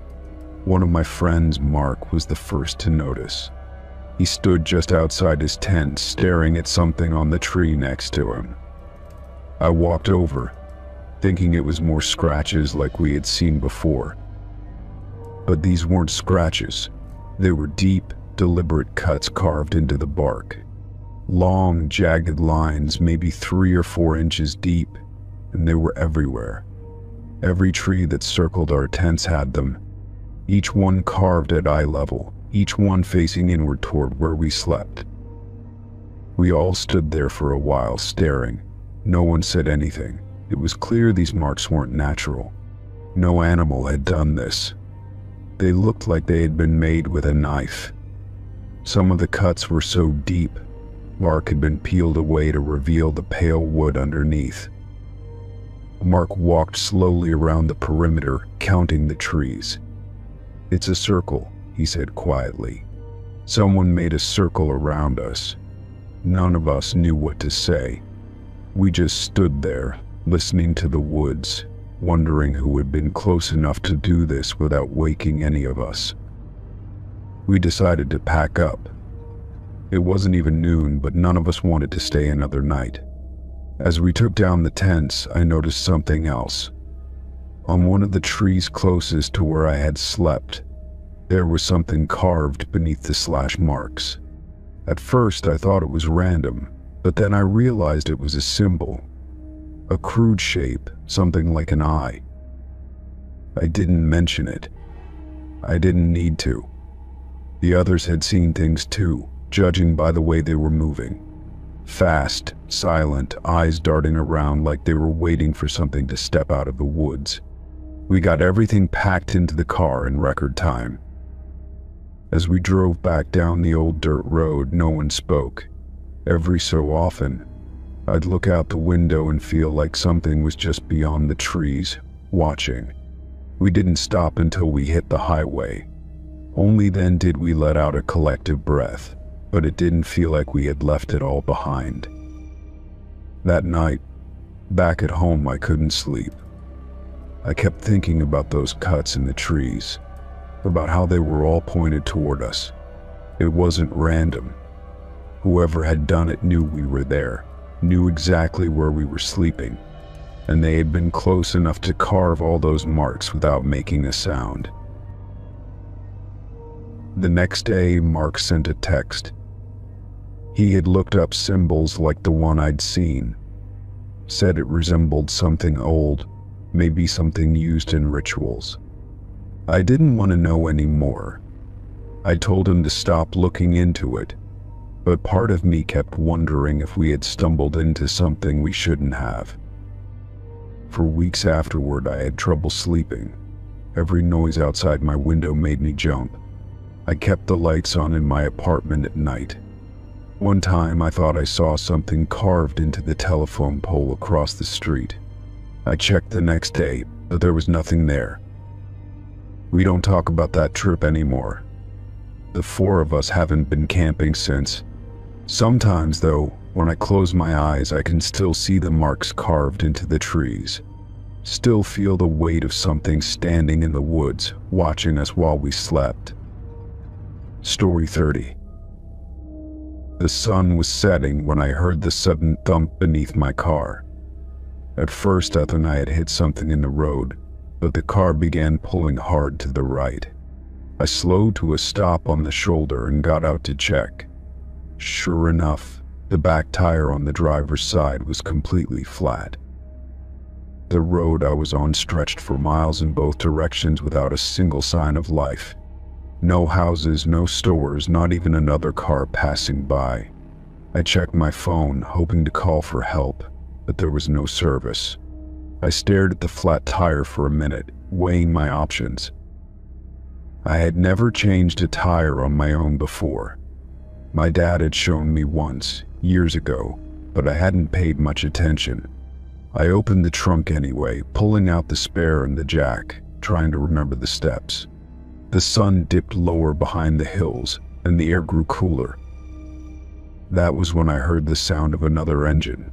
I turned and saw headlights approaching from behind. A dark sedan slowed as it got closer, then stopped a few yards behind my car. For a second, I felt relieved. Maybe someone was just being helpful. A man got out of the driver's seat. He was tall, wearing a baseball cap pulled low over his face. He walked toward me with an easy, casual pace, hands in his pockets. He smiled as he got closer, but something about the way he watched me made me uneasy. "Flat tire?" he asked. His voice was smooth, calm, like he had all the time in the world. I nodded, trying to keep my expression neutral. He stopped a few feet away, looking at my car, then at me. "I can fix it for you," he said. Before I could answer, he gestured back toward his car. "Why don't you wait in mine while I take care of it? It's warmer." The way he said it wasn't exactly a suggestion. His tone made it sound like something he expected me to do. Every instinct I had told me not to get into his car. I forced a small smile and shook my head. "That's okay," I said. "I can handle it. My dad's on his way." I held up my phone as if I was in the middle of a call, pretending I could hear someone on the other end. The man's expression didn't change, but he went quiet for a second. He glanced down at my phone, then at the empty road. "There's no signal out here," he said. His voice was flat now, less friendly. I shrugged and pretended not to hear him. "Yeah, he's about 10 minutes away," I said loudly, as if talking to someone. "Thanks, though." I kept my eyes on him, trying not to show how nervous I was. My heart was pounding in my chest, but I stood still, phone pressed to my ear. For a few more seconds, he didn't move. Then, without saying another word, he turned and walked back to his car. He got in and started the engine immediately. I stayed where I was, watching as he pulled away, tires kicking up dust on the road. I didn't move until his car disappeared over the hill. Only then did I let out the breath I'd been holding.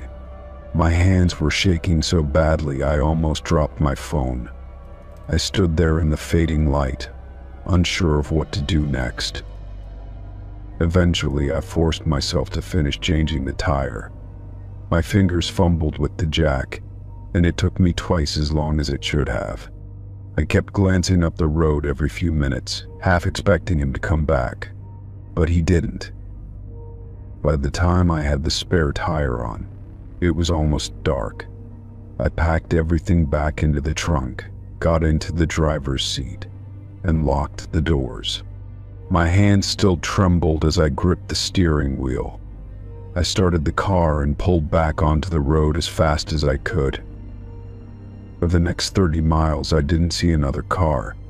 I kept checking the rearview mirror, watching for headlights, but the road stayed empty. Every time I came over a hill or around a curve, I braced myself for something, but nothing happened.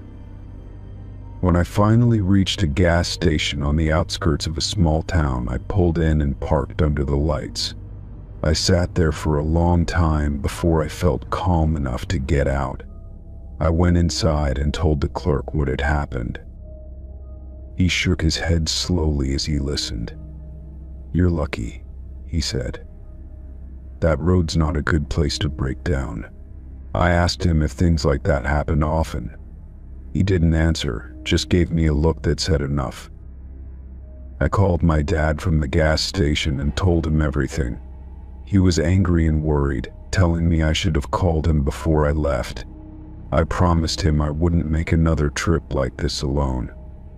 After I hung up, I stayed in the station for a while longer, just to be safe. When I finally got back on the road, I stuck to the main highways. I didn't stop again until I reached home. Even then, I kept looking over my shoulder as I unloaded my things. The man's face stayed in my mind, especially the way his smile had faded the moment he realized I was pretending. I never found out who he was or what he really wanted, but I knew it wasn't just to help fix a flat tire. Every time I thought about it, I felt that same cold knot in my stomach. I had gotten lucky, and I knew it. After that night, I always made sure my phone was charged and checked for signal before I drove anywhere remote.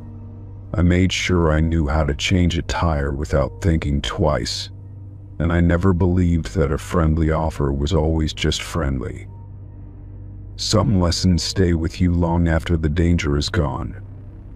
That man drove away, but the feeling of being watched never quite left. Even now, I still check my mirrors a little more than I used to, just in case.